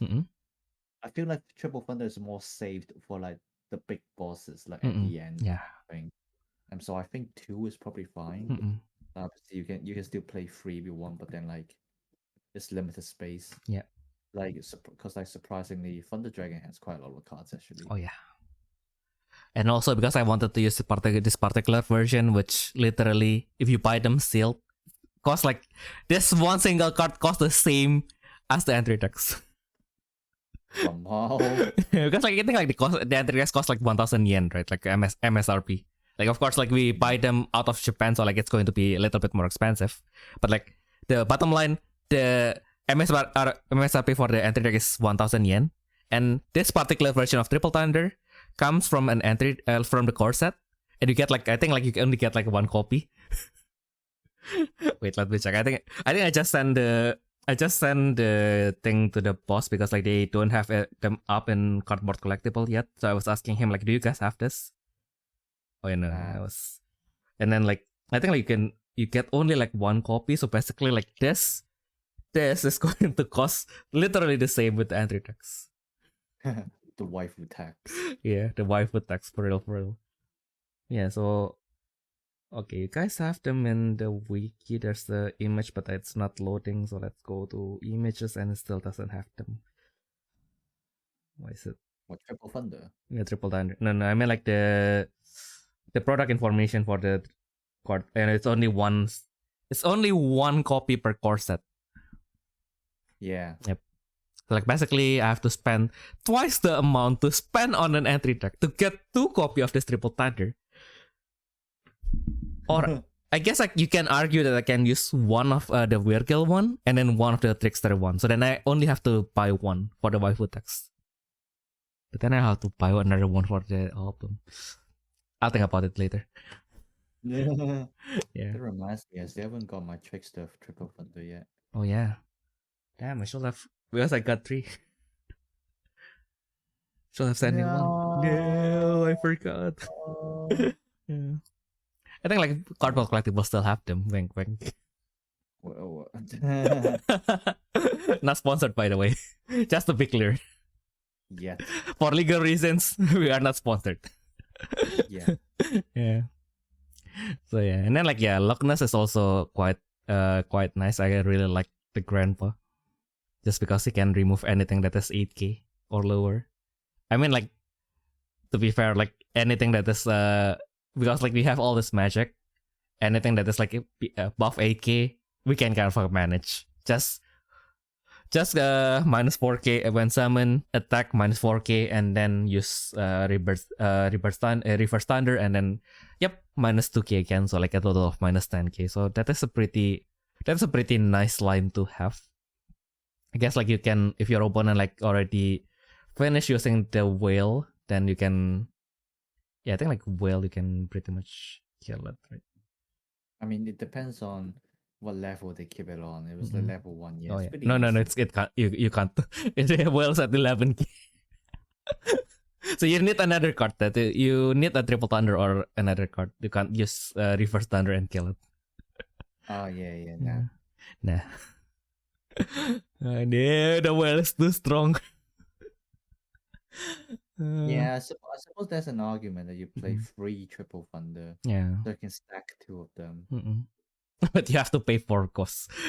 4 costs in which in yellow you don't really have. Yeah, true. Yeah. I mean, at the end, it's a temple deck. I think it's one of those things where, like,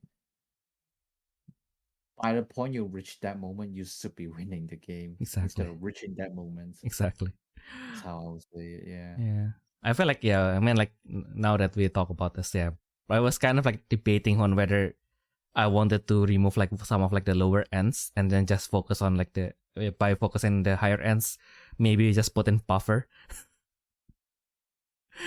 It's like Indian like you probably wanted to start with like the nexuses and then start with buffer, having a blocker that gives me 1 core, and then like basically by turn 2 turn 3 I can bring out like the postcards.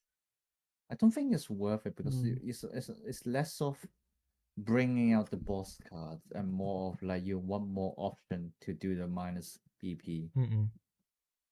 So like I still think you have to keep like as many cards as possible that can do like minus BP than like trying to Get the postcards get a out. big boss. Yeah. Yeah, when having only one of them doesn't True, say yeah. doesn't mean anything.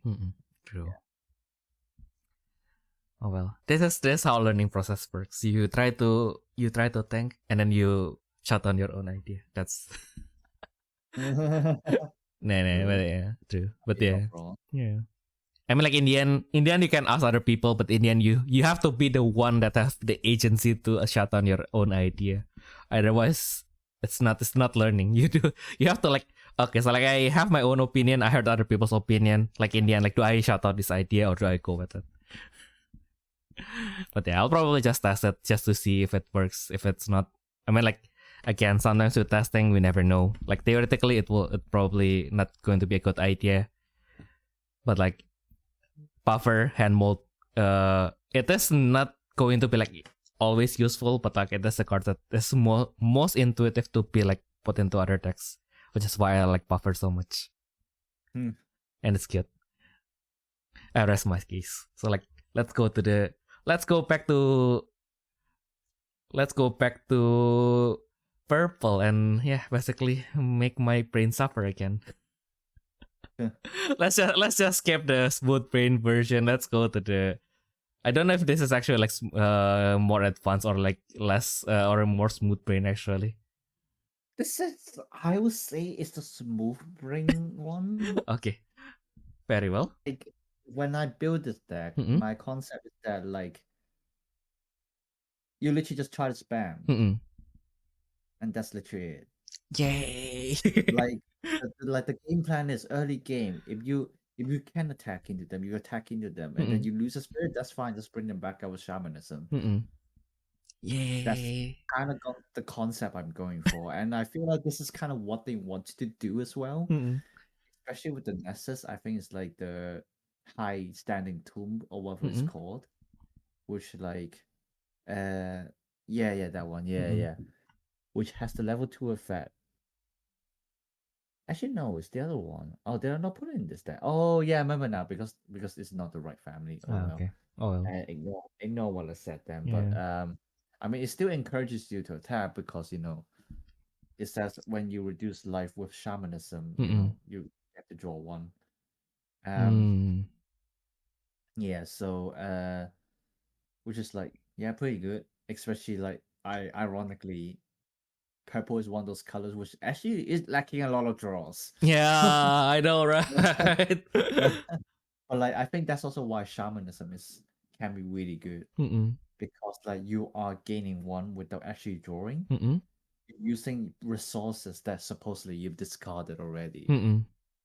Discarded as in like you already use it out, not actually discarding it. Mm-mm. But yeah, English is hard. Yeah. Oh But yeah, yeah. like sorry, what is it? And then I was just like realizing something because like with the Shaldo Peta, because you have like shamanism of cost 7 or lower, right? So you can kind of like chain it into a Babiana Rose and then like you can summon another one with her shamanism.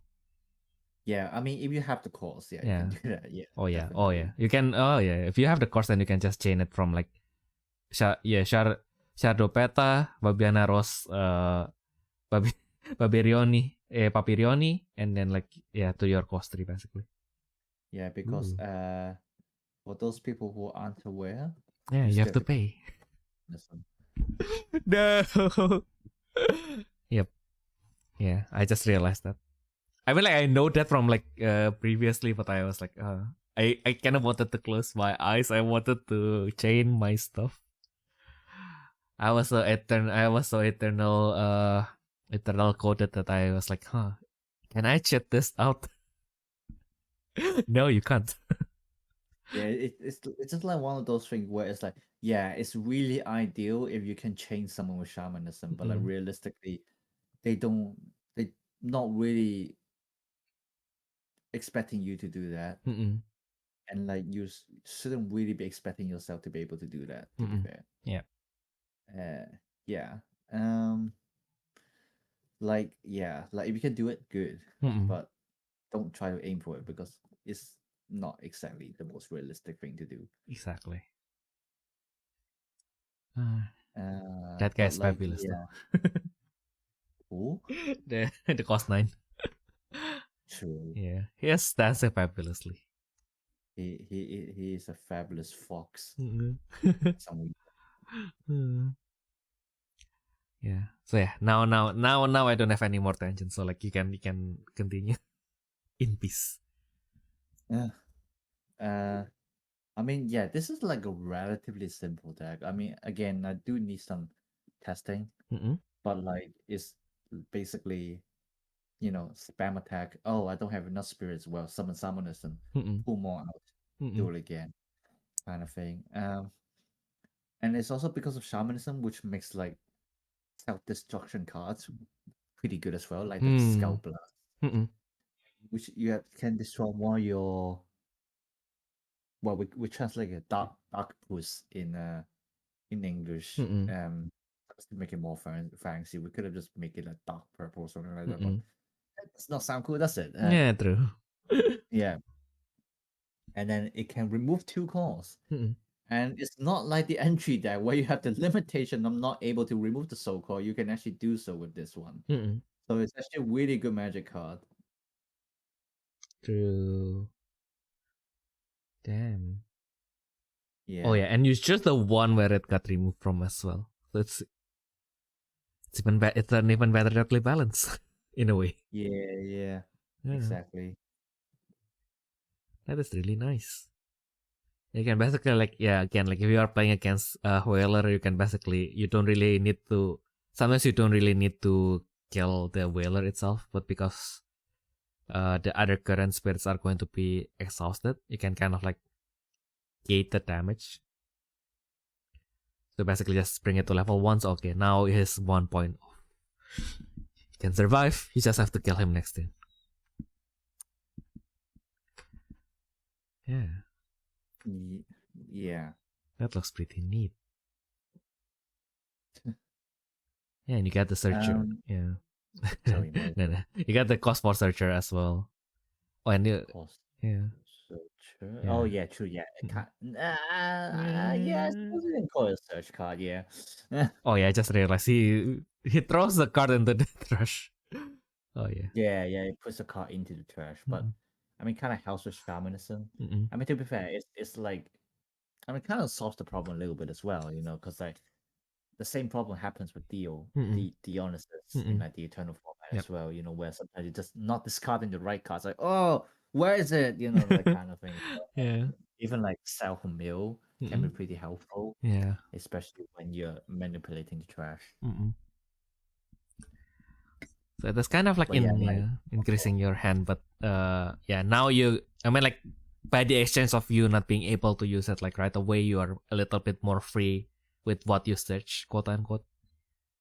Because like with yeah, so basically shamanism, you don't exactly draw, Mm-mm.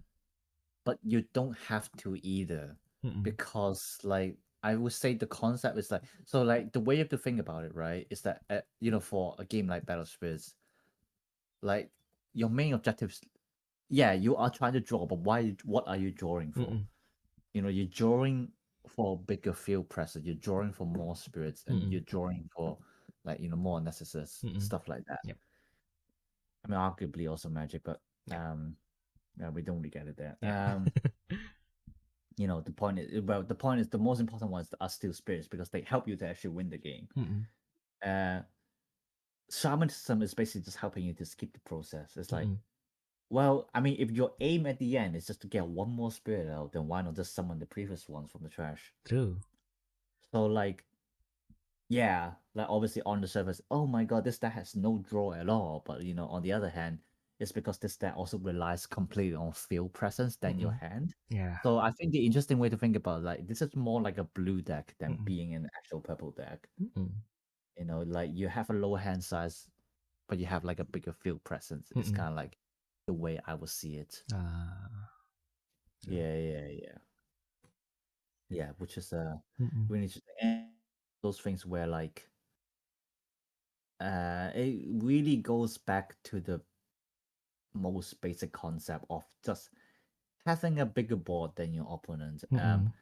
It's very much a very it's a very it's a concept that very often seen in Mm-mm. Pokemon. Yep. Not so much in battle spirits, especially not in internal format when it's Oh like, yeah. oh, my aim is just to go as fast as possible. You have spirits, it's okay. Destroy everything. Mm-mm. Now I can survive. You know, like Yeah. but obviously you can't do that in Pokemon. Yeah. Not right now anyway. They Uh-uh. used to be able to, yes, I know. Mm-mm. But like because like for example, like so in Pokemon, I mean there's gonna be a little bit convoluted to explain, but Mm-mm. the way if we if we put it in battle spirits terms, think of it this way: you have a summon effect. Mm-mm. Well, you have a card. We call it monkey because it's a literal monkey. Mm-mm. So let's say we have monkey in battle spirits. The way it works is that like every turn you can it's basically like Diamond Sock, Mm. right? So like Ah, yeah. basically every turn you heal free Mm-mm. and you reduce free from the opponent. Mm-mm. And then so that means if both of you use monkey, Mm-mm. then the board state isn't going to change. Mm-mm. So what do? You have more monkeys than them. Mm-mm. You set up your own monkeys and you kill their monkeys. That's literally the main concept of this deck. Mm-mm. And I know that well because I'm the one playing it. Of course you do. Yeah. So and then like for standard format in Battle Spirits is I would say for now it's literally the same concept, Mm-mm. especially with shamanism. Mm. You know, in that like you aim to have a bigger field presence and then you also try to reduce your opponents. Mm-mm. And the way you do that is, you know, just by attacking them, Mm-mm. basically. You're attacking to them, they may block, they may not block. If they don't block, good. Mm-mm. You know, if they block, then like it really depends on what you're aiming for, you know, right? You Mm-mm. either swing with them with high BP, you're forcing them to take life down to like the minimum, and then you're starting to force them to block. Mm-mm. And that's when you gain the upper advantage by having a bigger field presence. Mm-mm. You can also spam with lower BP spirit as long as you can take at least one life every turn. Mm-mm. Is how I would see it. You know, like because obviously, what's the point of just smashing your spirits into them if you're not pushing into the game. You know, if you're not progressing in the game. So like that's kind of like these are like two ways to see it, and like either way, shamanism helps with that, and you kind of want to support that concept as well. You know, like okay, so my game plan is either I spam them with higher BP spirits or I spam them with lower BP spirits, but even then I get to reduce at least one life. And how I can consistently do that every turn? Shamanism. Yeah. Yeah. It's kind of like how I would see it. Yeah. So like that's why this is still like a relatively simple deck, but you know I suppose it depends on how you want to play it. Like it can be hard to understand. Maybe I don't know. I think it's pretty easy for me to understand. So like I don't know how the others think, but yeah. That's why we have the comment section. So if you have anything unclear, you can just ask us or you can email us as well. That is for later. We have our email in the end. So yeah. Keep listening. Yeah, foreshadowing. Or I suppose you can skip on YouTube, but nah. I mean it's in our description, but please keep on listening. Always put the email in our description. We want to make things accessible. So yeah. And funny thing you talk about blue because like the last thing that I made with my smooth brain is actually blue. Yay. The all-round is there for emotional support, so I think this one is a 41 deck. Just put that one as an emotional support. Might just put it as a cover card and talk it out later. But yeah, basically, what do you guys call it again? I think I saw it earlier, but I forgot already. Was it the landmine? I specifically searched for the card inside the new cards info because I don't.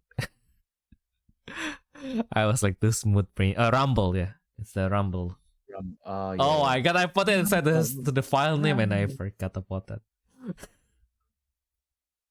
But yeah, basically Rumble is kind of like interesting. No, I can't have Attack on Titan off my head. Yeah. Rambling. Yeah, that was like, why does the word oh my god, that's like how do I make this too relatable to play people who don't play Battle Spirits? It's the Attack on Titan. This is the Attack on Titan deck. Yeah, that's pretty much it. I don't think that's how it works. No. Sure. Yep, but yeah, basically rambling is the new blue mill keyword in which if your blue spirit survives at the end of the battle, they mill a number of cards according to their rumble amount. So basically, this still just smooth brain. I just put in everything that has rumble that looks useful, and one of the vanilla just for like early game, probably going to be to remove her later, because like I mean like again like you mentioned this guy from Battle Bar Legends a lot. Actually, like he kind of inspired me to bring the bear because like he has a point because like if you go second and you don't have anything else, this guy basically you can just summon him at 3 costs, give him your soul core, and you just hit, and then you basically get and at the end of the turn it will refresh itself, so you basically can get like an attack in, and then you get like a 5,000 blocker in which like turn 1 turn 2 it's going to be like pretty major. Like that's pretty much the one that that has any thoughts put onto them. The Corpus guy, of course, is going to be useful to build towards the end game. We have Panjang. Really, I cannot laugh whenever I see his name because Panjang in Indonesian means tall. It's long. Like you have the giant panda which is long, and then you have the small panda which is short. So if they make the small pandas into cards and then they would name them Pandak, I will be laughing out of my ass. But yeah, pretty much, Panjang pretty much allows you to search for your rumbling cards, which we have a lot of. The Pasinan you basically like lets you filter your deck as well. So basically, if when it attacks, you get the wreck, draw 2, and then retain 2 to the bottom. Wait, yeah. So you draw 2 and then you put 2 on the bottom. Yeah, feeding draw, isn't it? Yeah. Yeah, it's a feeding draw. Feeding draw is and then so this guy is a draw 2, return 2. Feeding draw is a draw 3, discard 2. So of course, feeding draw is there, and then hand vault might as well. Yeah, still I don't know if I mean like it's a blue deck, so I guess like it will benefit still if I have like more blue more nexuses. But so far, these two looks the most useful. But yeah, maybe I will just I will try to read them all again, and then like maybe if there's anything that makes sense, I'll probably like reduce some of like maybe the mushroom or like maybe some of the cost for to make space for more nexuses. But like pretty much these two nexuses, I really like them because they kind of reward you for playing a little bit more aggressively. Because basically, if you the rose basically gives you a core if you actually like discard a card with extra symbol, which I think like that is one of the things that makes the standard format a little bit interesting. Because like even if you play green or you play blue, there's kind of like if you play like the stronger effects like heavy exhaust or the rumble, basically there's always kind of like an indirect consequences that you can get, because like lots of effects activates when you have like an exhausted spirit. So that's one of the consequences that you can indirectly have that by playing like heavy exhaust. Will that be really detrimental to you? That's another story. But like with rumble, the thing is like now you mill your opponent as kind of like a side win condition, but you still kind of like wanted to get the attack in just to reduce their life, I feel. But then if I get into that mindset, at first I was like, okay, then it is kind of like a trade-off. Okay, like I get the attack in, but like they might get an EX symbol. But now when I remember that not all things that have extra symbols are spirits, but also magic, in which like at this specific moment of time, unless you're playing Topaz, once you lose your magic, you just lose it forever. So I guess like that's still a plus that you can consider. And then like this Nexus give you a core if you discard anything with extra symbol. The other Nexus, the fruit one, gives you a draw. Gives you a draw if your hand is 4 or less, and you discard something with an extra symbol. So yeah, you pretty much are rewarded for spending your hand. That's why I feel like hand mold makes sense in this deck. And then the two magic is basically just to have anything that just to have something that basically stop my opponent from killing me after I attack with my full board. So yeah. And then you have the Ganesha, which destroys something. You have the Beetle. I mean like, yeah, when I go to my younger self, I read a lot of Doraemon, so I think Beetles are like really cool. Yeah. Oh, yeah, big Beetles. Big Beetles are very cool. Yeah. Yeah. So this is just me tapping into my 10 years old brain. Pretty much, yeah. I actually also did build a rumble deck. Well, not while you were talking this time. Yeah. Thank God. I did build it before. And like my idea of rumble is like, well, think of it as like a pseudo clash deck. Yeah. Anything like the mill is the bonus, but like you're more of like forcing the opponents to block. Yeah.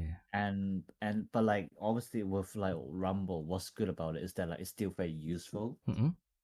Even the opponent has no blockers, because unlike clash, whereas like you only really have the maximum use if they have something to block, because you're trying to control their board. With rumble, if they don't block, then they get their cards lost, which is also like kind of like the detrimental thing of like the whole reason why you want to play rumble. So the way I do it is that I literally max out all the cost for less rumbles. Okay. Yeah, so literally for my deck, everything is related to rumble. And I mean like well, everything except for like 10 cards. Mm-mm. Um, yeah, so like I got like the Tamink, Mm-mm. which on summon gain a call to a Rumble Oh card yeah. and Rumble Spirit. I played that one on free. Mm-mm. Uh, the Mushroom Man, the like the Rulibola, the Mm-mm. Bind Solos, Mm-mm. the Bajanan, Mm-mm. actually Bind Solos I've only played too, but it's more because I don't have the space. Mm-mm. So I was like, you know what, this one can -1. Mm-mm. Yeah. uh, yeah, but like basically my idea is like you especially want the lower cost Rumble Mm-mm. because it means in the early game you can just like already start milling them. Mm-mm. And obviously, it's better than Crush because with Crush, it's like based on the level, which means in early game you can only mill like 1 or 2. Yeah. This one, if you go second, you can immediately mill 3 to Mm-mm. 4, Yeah. basically. And actually, now that's it. I think Bisaurus can go back to 3, but one of the higher costs can -1. Mm-mm. So like I have some really interesting ratios. So the Pandem still played 3 because he's still a searcher, Mm-mm. and then it adds 2 to Rumble, so it's technically still kind of like a Rumble card Yep. in a sense. Mm-mm.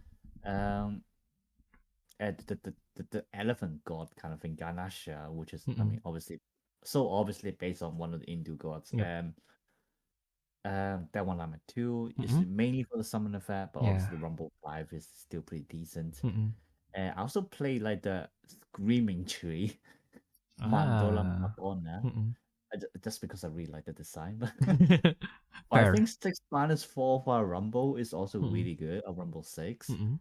Um, but like I might -1 on that one just to Mm-mm. add like one of the Bisaurus back. Mm-mm. Because like as I said, you kind of want to max out the lower cost Rumble because like it means like if the opponents aren't playing any spirits on the first turn, you're gonna mill 3 to 4 Mm-mm.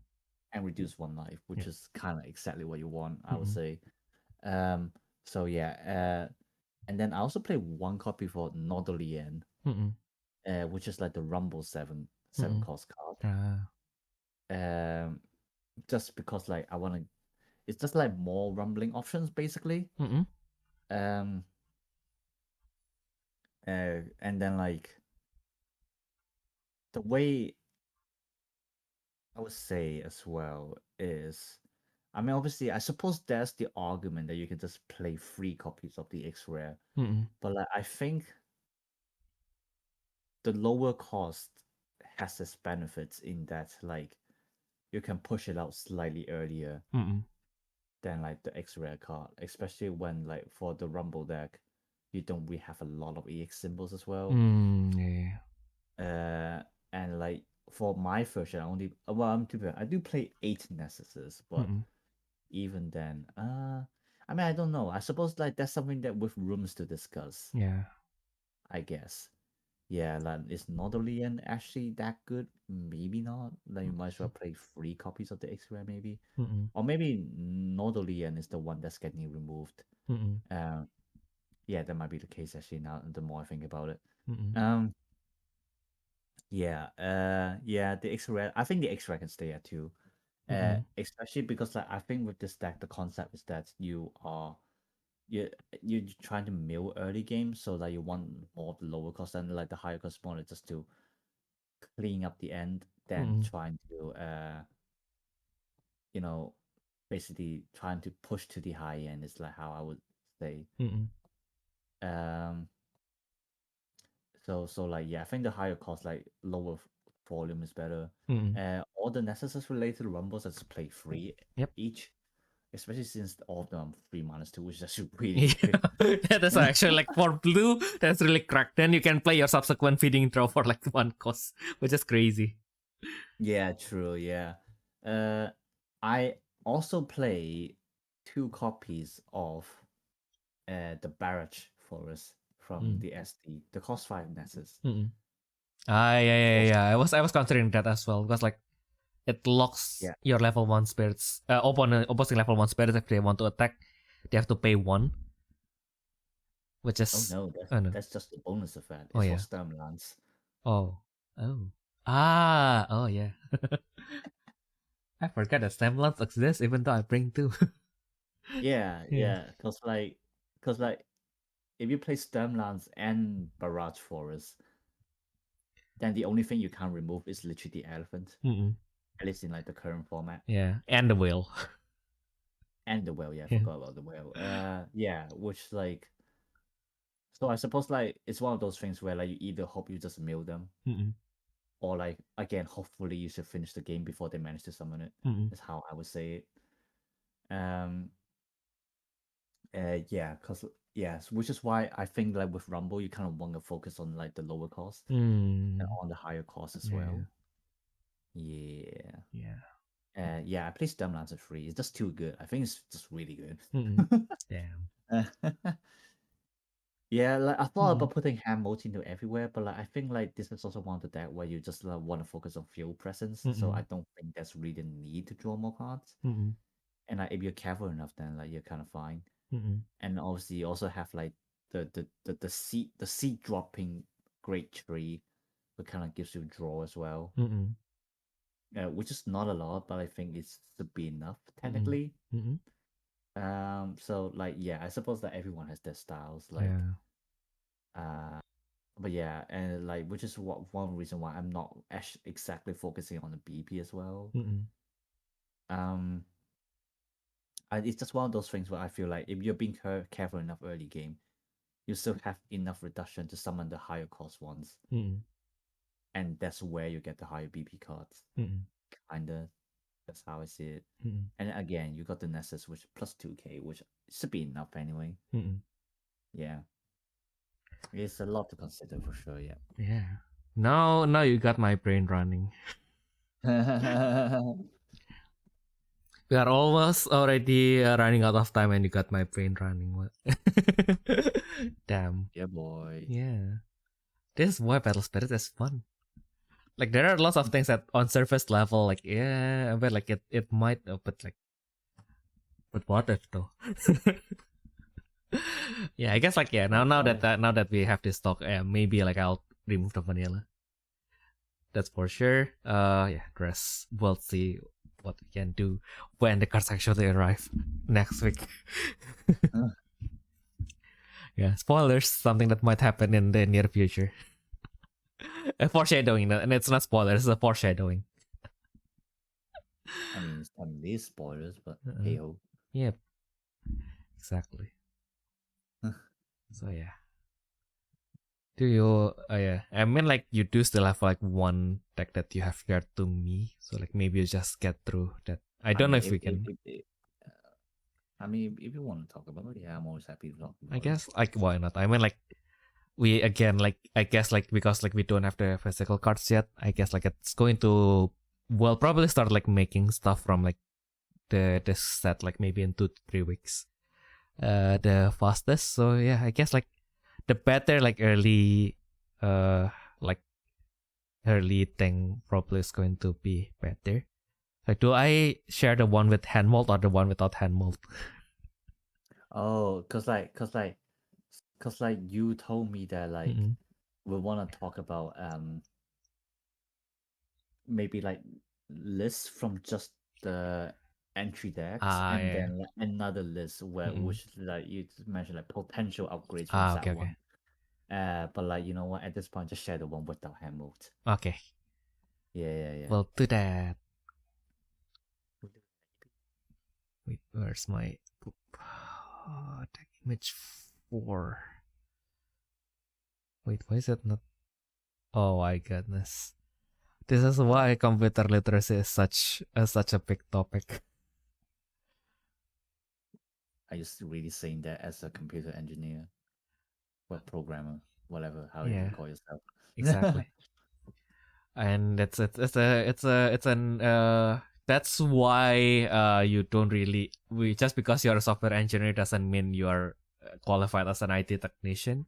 People like to think that way, and we'll like to think take that to our advantage because that kind of broadens your options to get jobs. But then again, it doesn't automatically qualifies you because like in the end, just like other people, you do as a software engineer, you do have like a broader like in general, I mean like of course, like there are, especially for like people like me who's like on the lower level. I guess like people who are like really into it, and they will have an even broader. But like you do have like a broader set of stuff that you go through when you use your computer.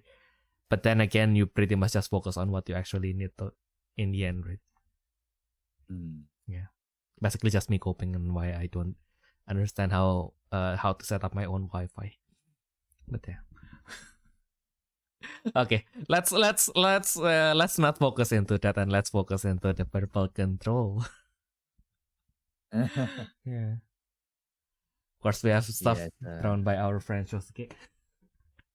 Being parasocial with the artists, as usual. It's like rubbing into their relationship, all right? Exactly. Yeah. So like, I think this. Well, to be fair, I'm actually a little bit skeptical with this list, just because of like the lack of draws in purple right now. Like, so it's like same with this deck. Like on the screen right now, you're only seeing like what half of 8 cards that oh gives yeah, you draws, yeah. and like and then like 5 of them are conditional. Yeah. Actually, no, there are like 10 cards that gives you draws.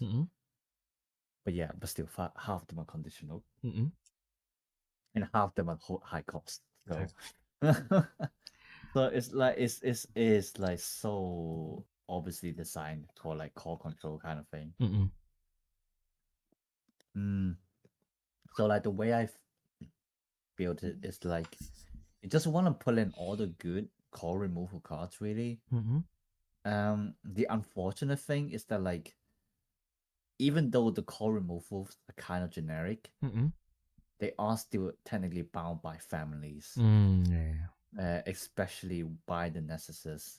But then like you kind of still have to play the necessars because they just kind of that good, or like you just need the fail symbols really that actually not good for purple and for this one anyway. Yep. Which is like we translate as a blood rouse in on wiki. We originally put it as blood wake, but then was like that does not sound cool. So You know, right? yeah, I mean, fortunately they do have hunting tree, but at the same time, it's like it's like one of those things where it's like it's basically it has the same problem as like the purple control in Battle Spirit Saga. Because obviously you kind of like Rotting Swamp is like really good, but then you don't really want to attack. True. But like that's the same. That's literally the same thing here with Hunting Tree. It's like level 2 during your attack step, can't stack. When your blood rouse spirits are destroyed by PP comparison, you can draw 1. But then it's like I don't want to attack. Yeah. And also it costs you 3 costs to bring it to level 2. Yeah, I mean, to be fair, that's kind of fine. Depends on how you really want to do it. I suppose one way you can do it is like because like obviously it's a little bit different because obviously with standard format right now you have main step 2. Yeah. So you can technically still set up blockers even after you attack. So I suppose the concept is more of like you swing into them. If they block, you get 1 draw, which it means potentially another blocker, or you reduce their life. So it's kind of like a half tempo, half control that in some sense, I guess. Which I suppose is fine because that's kind of how I played my purple control anyway. And it's actually okay in terms of like how you get your draws because like this deck, the control deck has a lot of summon effects, but then also they do nothing else after the summon effect. So like with Hunting Tree actually makes a lot of sense because it means like, oh, you summon them instead of just being chunk blockers. You're gonna just smash into them and then just get another draw to get something more useful, perhaps, and like stuff like that. Obviously for Hunting Tree, there's also the level 1 effect, whereas like you can remove a call from the blocking spirit if your spirit gets destroyed. So it's just like one of those things like where you're asking your opponents, do they want to give you a draw or do they want to reduce the life kind of thing, which is fine. It's an interesting way to think about how to play with the deck. But like, yeah, I do want to test it out when I have the time. This deck also plays a lot more magic. That's like what? Yeah, you have like 2, 5, 12. 8. Oh my god. 10, Yeah. 12, yeah. But like then like a lot of them really useful. So Skull Blast. Skull Blast actually can you scroll? Let me see the spirits a little bit. Wait. Wait, Scroll up, scroll. not enlarge it. God damn it. Yeah. It's So like yeah, it's midnight, guys. Yeah. yeah, so Skull Blast is an interesting one because like it can only destroy Dark Pu's family spirits, Mm-mm. but obviously this deck is focusing on Blood Rouse. Mm-mm. So but there obviously you got spirits with multiple families. Mm-mm. So there are still 8 targets in this list. Mm-mm. So I think 2 copies is fine. Mm-mm. Especially it's also one of those things where it's more like a combo, immediate combo during the turn. So like the one I'm thinking of is you pair with Screws, the costume mouse. Yeah. Yeah. So and then because if you use it during your own turn, it also means like you can like decide the order how you want. Actually, no, you can't because you need to resolve the magic card first. Yep. What am I saying? Mm-mm. But even then, you're still removing 3 costs in total. So it depends on how you want to do it, and depends on the opposing board. I mean, either way, I think it's still like really decent Mm-mm. in terms of like how I want to play your magic around. The other good thing is like except for Screws, Mm-mm. the other 2 Dark Poos, which is Ramtoka Mm-mm. and also Boruso Inu, Mm-mm. uh, they are really high BP, 6,000 and 7,000. So what you can do with them is like you make them chunk blockers, Mm-mm. like especially against aggro decks mainly, Mm-mm. where like they gonna expect you to block one, get one of the spirits destroyed, and they're just gonna go through with like other spirits, Mm-mm. and this is the point where I'm just gonna use Skull Blast to destroy my spirit that has already blocked, so Mm-mm. basically useless to remove 2 cores from your spirits. Mm. So like I think 2 copies is fine. Mm-mm. Definitely something to look at. Um, and then like the other magic cards, you got like Dark Hung, Dark, yeah, Dark Dark. Hang. Yeah, Hung. Dark Hung. Yes, I suppose it's supposed to be Hang, but Yeah. it's I know. Japanese, yeah, Dark Hang. Yeah. Which I would always play free just because Mm. like you're gaining a core, which is obviously really valuable in purple. Mm-mm. And even then, it's one of the few options that adds BP. Mm-mm. So it really depends on how you want to use it. But like, I think either way, just like very good. I'll only test it. I don't realistically only play with like the entry decks. Mm-mm.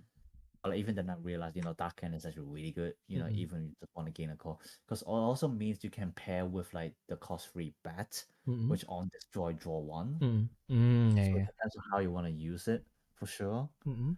Yeah. So yeah. So like, I think it's just one of those cards where you must play it free. Mm-mm. Um, and then Black Sip. Yeah. Actually no, Blood Sip. Sorry. Yeah, Oh the my next magic card. god. Yeah. Blood Sip. Oh, that one is a must free, I think. Mm-mm. Obviously, you got the EX symbols, which is really important. But like the other thing is like is one of the cards where it actually it's one of the few effects that actually helps you to strip the opposing cost down to 1, Mm-mm. which is also really important because like for core removal in purple now, they have to really not stupid. It's a reasonable restriction, but like it's still nonetheless it's still really annoying restriction in that like you cannot remove anything with the soul core. Mm-mm. Yeah, like you cannot remove the soul core. Or the way you see it's like they you can remove any core, but then it's really conditional. For example, Skull Blast, where you literally destroy one of your own spirits. In terms of spirits, like some of the effects also, it's also really conditional, but they can still remove like uh any core. Granted, like maybe like 1, something like that. But like that's fine because you got this magic card. Mm-mm. It's mainly to pair with the X-ray, I would say, Mm-mm. realistically. Um, but like even then, the way you can think about it is like it's kind of like yellow Mm-mm. in terms of minus BP. Like sometimes you just want to use your chump blocker Mm-mm. and just use this magic card to reduce them down to 1 because haha, now you're level 1. Mm-mm. Well, unless they have the soul core on it and they Mm. have true release, which obviously then it's different. But in general, there are different ways than just like sticking to like the mindset of like, well, if I'm removing cards, then I must have another card to remove all the cards. You know, like you don't Yeah. necessarily have to think like that. Mm-mm. So like yeah, Soul Bite, self-explanatory. Mm-mm. Any spirit remove 2 cards, just need the soul card. Yeah. Mm-mm. Yep. I only put 2, but maybe 3. I don't know. Mm-mm. Cause like it's still a combo card. Cause like early game, yeah, removing 2 cards is pretty easy. But then Mm-mm. like during late game, removing 2 cards is barely anything. Mm-mm. So I think 2 is fine. Yep. And the last one, Suicide Attack. Mm-mm.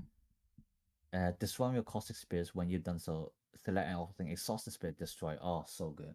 Yep. I love it. Yeah. I can see that. Yeah, like you remember how in Saga we've been screaming like, oh, can we have something that can destroy exhausted spirit in Flash? Mm-mm. Oh, you don't understand. This card would be so good. I know, right? Yeah. Imagine like You know- casually just throwing Kenbu with this. No, oh my god, you know what it means? The current deck will literally be unplayable. Oh my god. I'm gonna swing with well. Uh. Suicide Attack. Destroy your well. Cause currently green in standard form, I literally cannot remove anything from the board as well. It's all just exhaust and heavy exhaust. Mm-mm. So you won't even be afraid that your cost 6 or more spirit sticks on the field. Like will leave the field because they would never. Oh, Yeah. Suicide Attack. Now destroy your well. Where's the win call now? Oh, I see you exhausted all your current spirit to add symbols to it. Oopsie. Oopsie. Oh my god. That's really funny though. Yeah. And like like I think just in general, just a really good card. You know, not to mention obviously it got legacy as well. Mm-mm. Oh yeah. Oh my Yeah, god. yeah. Just makes it way like a lot easier to use. Mm-mm. So like yeah, just really love this card. Mm-mm. Yeah, beautiful indeed. And I just realized, like, speaking of funny, right? Like, I just realized, like, how, like, we saw, like, the other decks, and then, like, we went to purple, and everything is, like, freaking edgy.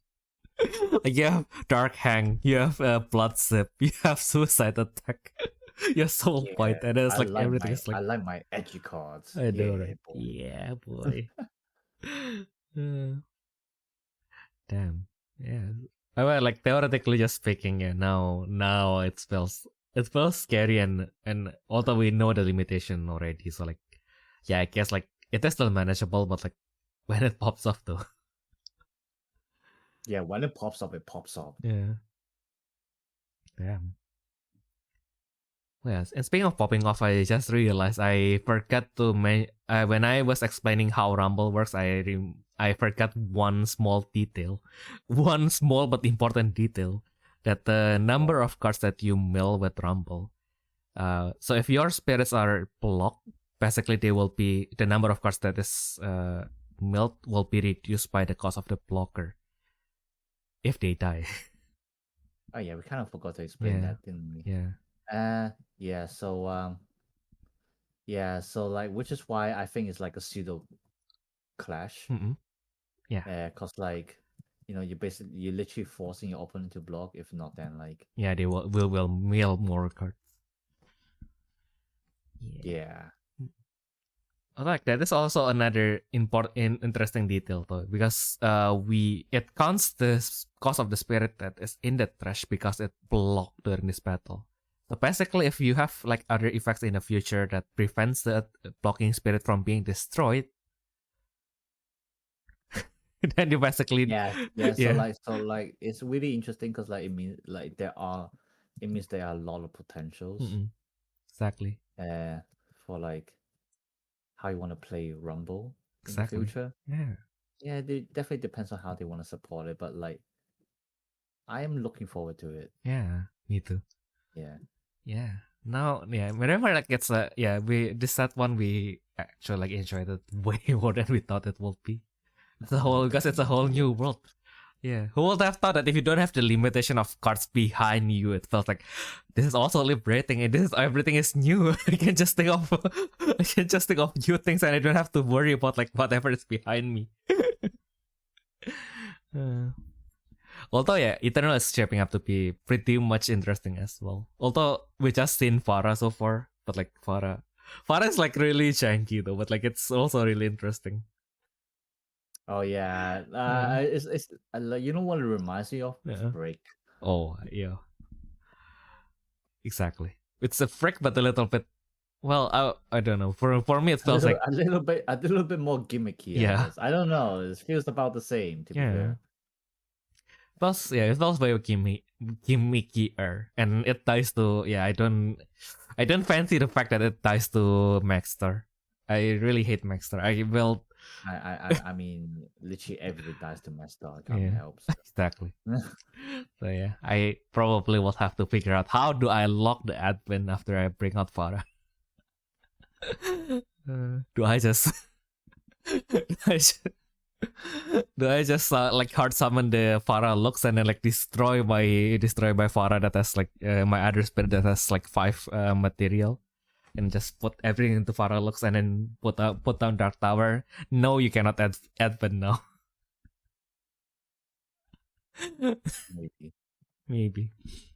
Maybe that is the way. Maybe that is the way after all. Just if you can't beat them, just join them. Just bring all the anti-admin nexus. Like, yep, no admin for you, no admin for everyone. I don't need the admin. I can just hard summon things. I play white. I have the course. I can pay this. Don't test me. Don't test my limits. Exactly. Especially because like the way the contract Farah is also written is also really interesting, right? Because like you bring out the platinum buck and then you put Course from the Void onto it to make it level 1, right? So like you don't even have to have a core in your reserve to even like make it level 1, right? You can basically just spend your whole I think so, right? Did I understand that correctly? Yeah. Sorry, say again? So basically the way the contract Farah works, because like the wording is basically, wait, maybe this going to be like a last tangent before we actually finish, but like let me load up Farah real quick. Where is Farah? Farah, where are you? You don't need to be scared. We wouldn't hurt you. What the fuck? Where is Farah? Your fat. Wait, you mean at encounters? No, the one where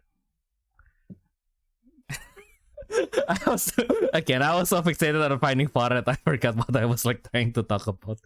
Oh my god, I need to get my memory problem sorted, my focus problem sorted. What the fuck?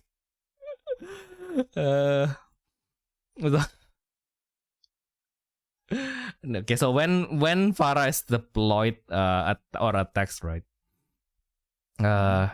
Basically, she lets you bring out the platinum buck. While I look for the cards, by the way, but she lets you bring out the platinum buck, and then you put Course on the Void until it becomes level 1.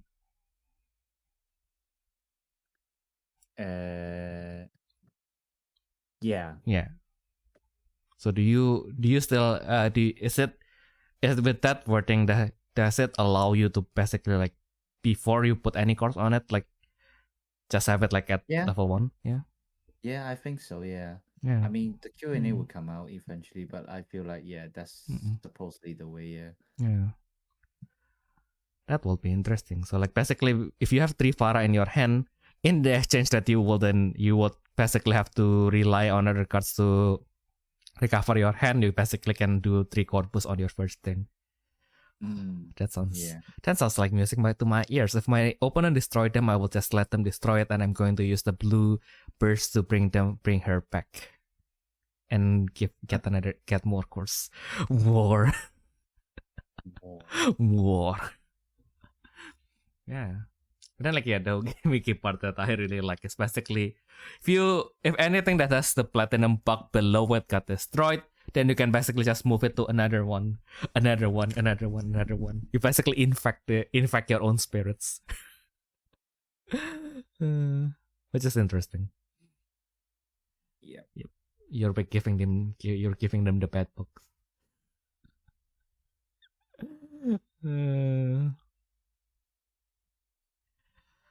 But that was pretty much what we had an idea for the set 1 of standard. I've built 2 1 yellow deck and 1 blue deck so far. Ayumu have built 2 purple decks and 2 green decks so far. Or at least the one that we shared to you. Ayumu might have more. He definitely have more. Yeah. Yeah. Definitely. But yeah. I mean, like, yeah, I guess, like, also, like, because the other colors that I like, I wouldn't say specialized in, but it's more like because I like the color, I tend to focus my collection on certain colors. So it's usually like on the order of like yellow, white, and then blue. So I was like, yeah, maybe now that we have Matanda, maybe I would consider building white as well. I really like the gigantic dragon with a city on its back kind of aesthetics, kind of like Matanda and Genbu. Like yeah. So so might build towards it.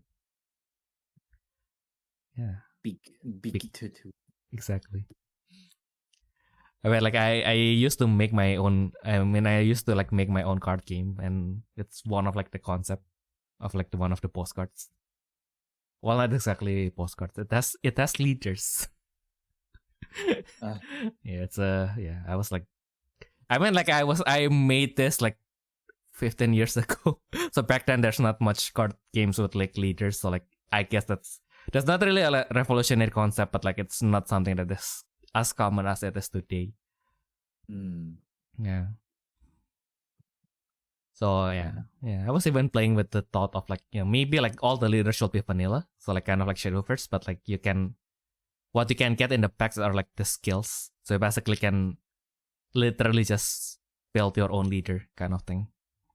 You can just choose any 3 skills that you want on it. I see. Yeah. I see what you mean. And then and then I feel like this is the kind of thing that sounds good to me for someone who is like born in the 90s. Because like when you are born in the 90s, you don't have like easy access to all the information. So like getting to hunt for something like feels really interesting. But like nowadays, because like you have the information to everything, like the hunt can still be interesting if you really choose to do so. But like you also have the option to just skip the hunt and like just buy them off people, and it might not be as interesting then. I don't know. I feel like that's the way of how you enjoy stuff in like different ages is definitely different. Like I feel like in my head, like if you make some like of the skills like event exclusive, like if you have to win like a tournament and of a certain size to get it, then then when things become exclusive, it feels like kind of nice.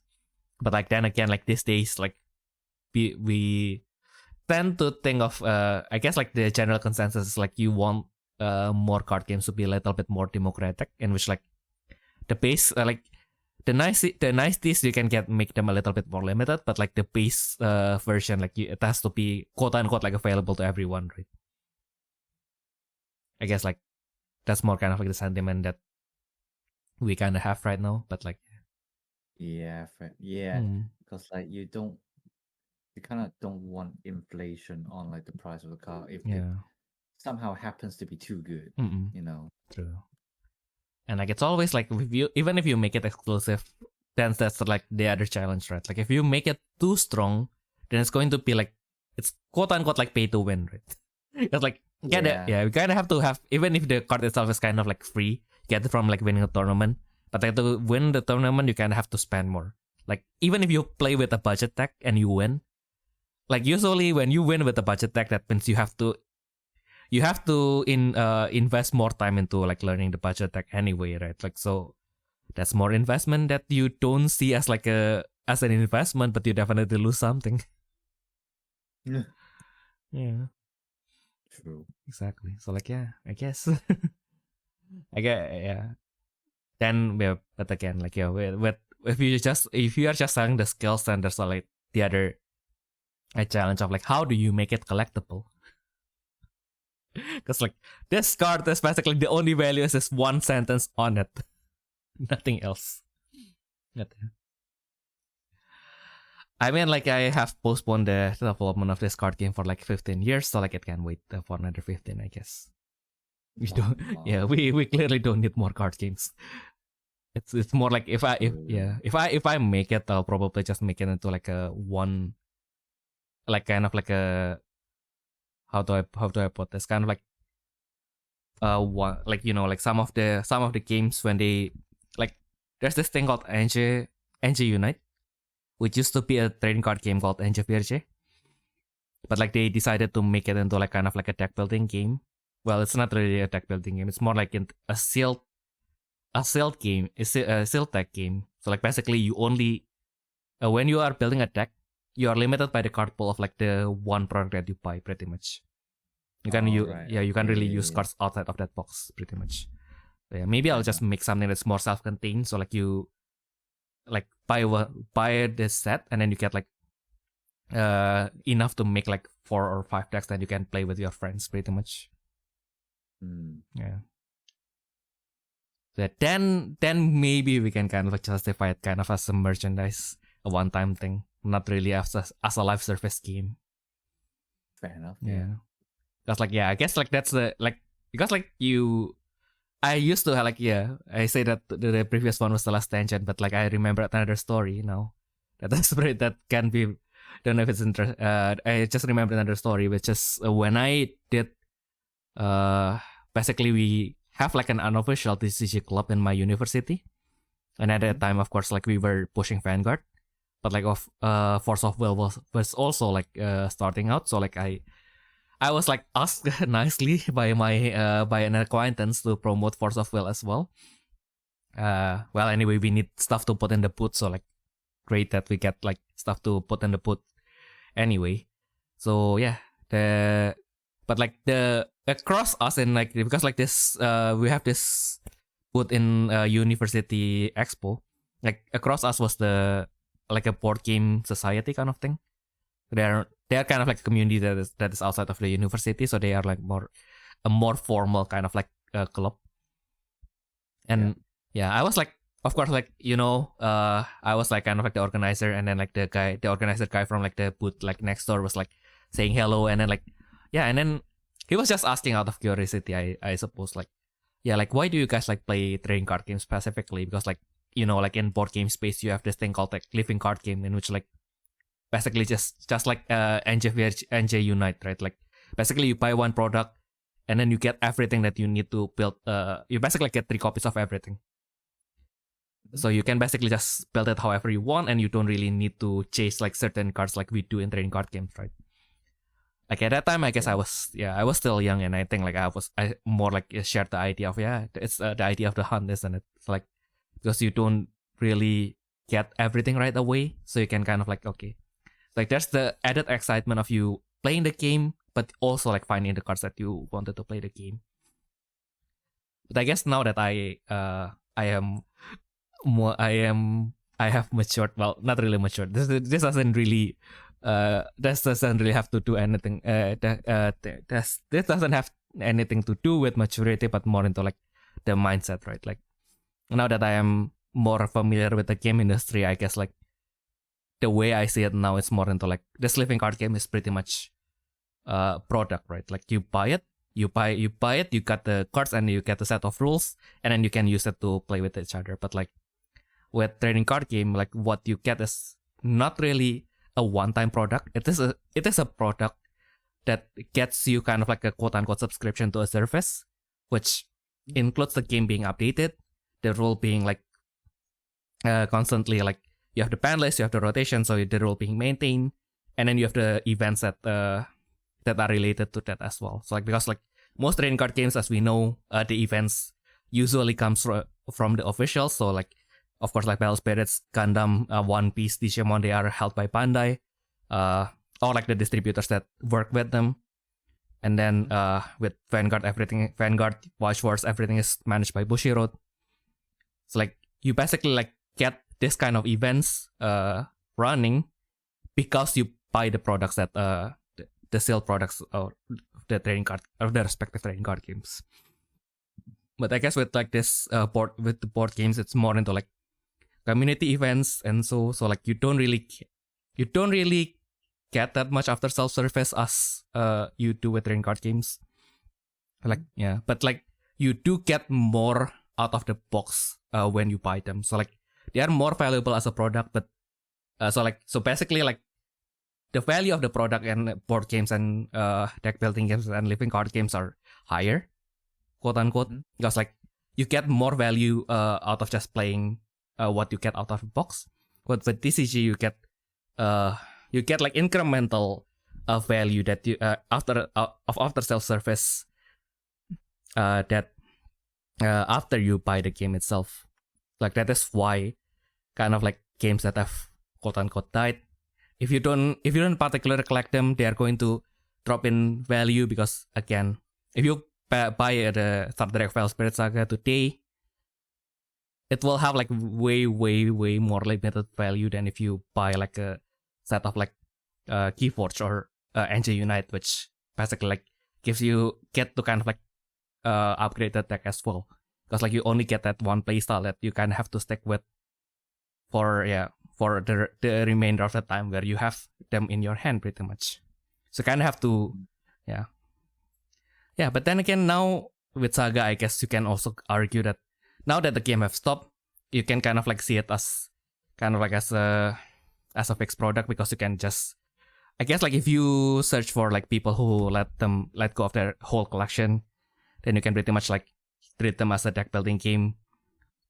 You get like a whole collection, which is probably going to be like around $1,000 though. But I don't know how to price them, of course. But like let's say like you pay a certain amount and you get like all the cardboards from like the 2 years that the game has been running. Yeah, so that's, but like of course like with Yu-Gi-Oh, with the Battle Spirits of Vanguard, you pretty much get the value of like the cards that you use now, but also like stuff that are going to come in the future. Yeah. So that's basically me with my smooth brain trying to understand how business works. Sure. Yep. So yeah, basically also like of course like there are lots of more intricacies behind them and lots of adult politics behind them, but like if you wanted to just explain it simply, I guess that's kind of the difference, in which like when you boil it down to you as a customer, that's the difference between like a fixed product, kind of like the board games and trading card games that are actively running. So I guess now that I've let out everything that I have in my mind, if you guys still have anything else to, if you guys have any questions, comments, or requests, do feel free to send it to us to our email at therefreshsteppodcast@gmail.com. Or if you are listening to this on YouTube, do feel free to comment down below. So Ayumu, now we have to scramble to get the cards so that we can actually walk the talk. And as usual, then we can actually what? Walk the talk. Walk the talk. Walk the talk. So we basically like, we don't just build the deck, we test it, and hopefully in 3 weeks we can get something out. That's fair. Yeah. That is a very interesting discussion. Exactly. Walk the talk. Walk the talk. Yeah, it's kind of like, I don't know. It's I learned that from the internet, so I don't know where that come from. So I just walk the talk. Basically, like you don't just say things, but you actually like do what you are saying. Because like like lots of people give advice that they don't really like live themselves. Yeah, no, that's fair. Yeah. I like that. I'm keeping that in mind. Walk the talk. No, walk the talk. Not talk. Yeah, because like you talk about something, and then you actually do it. You walk the talk. Yeah, not a dog. Okay. Walk the talk. Okay. Okay. Yeah. Yeah, right. We learn something new every day, aren't you? Exactly. That's the internet for you. True, exactly.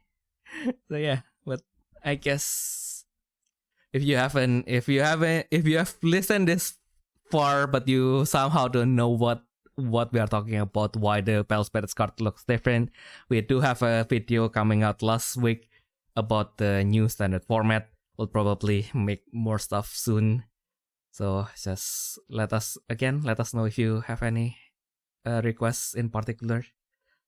But yeah, I guess that has been everything that we can share for this week. We hope that you guys have a nice week going forward, and we'll see you all in the next day. Bye bye. Bye. It's time to walk my dog, even though I don't have one. My imaginary dog. Your imaginary dog. Exactly. Yep.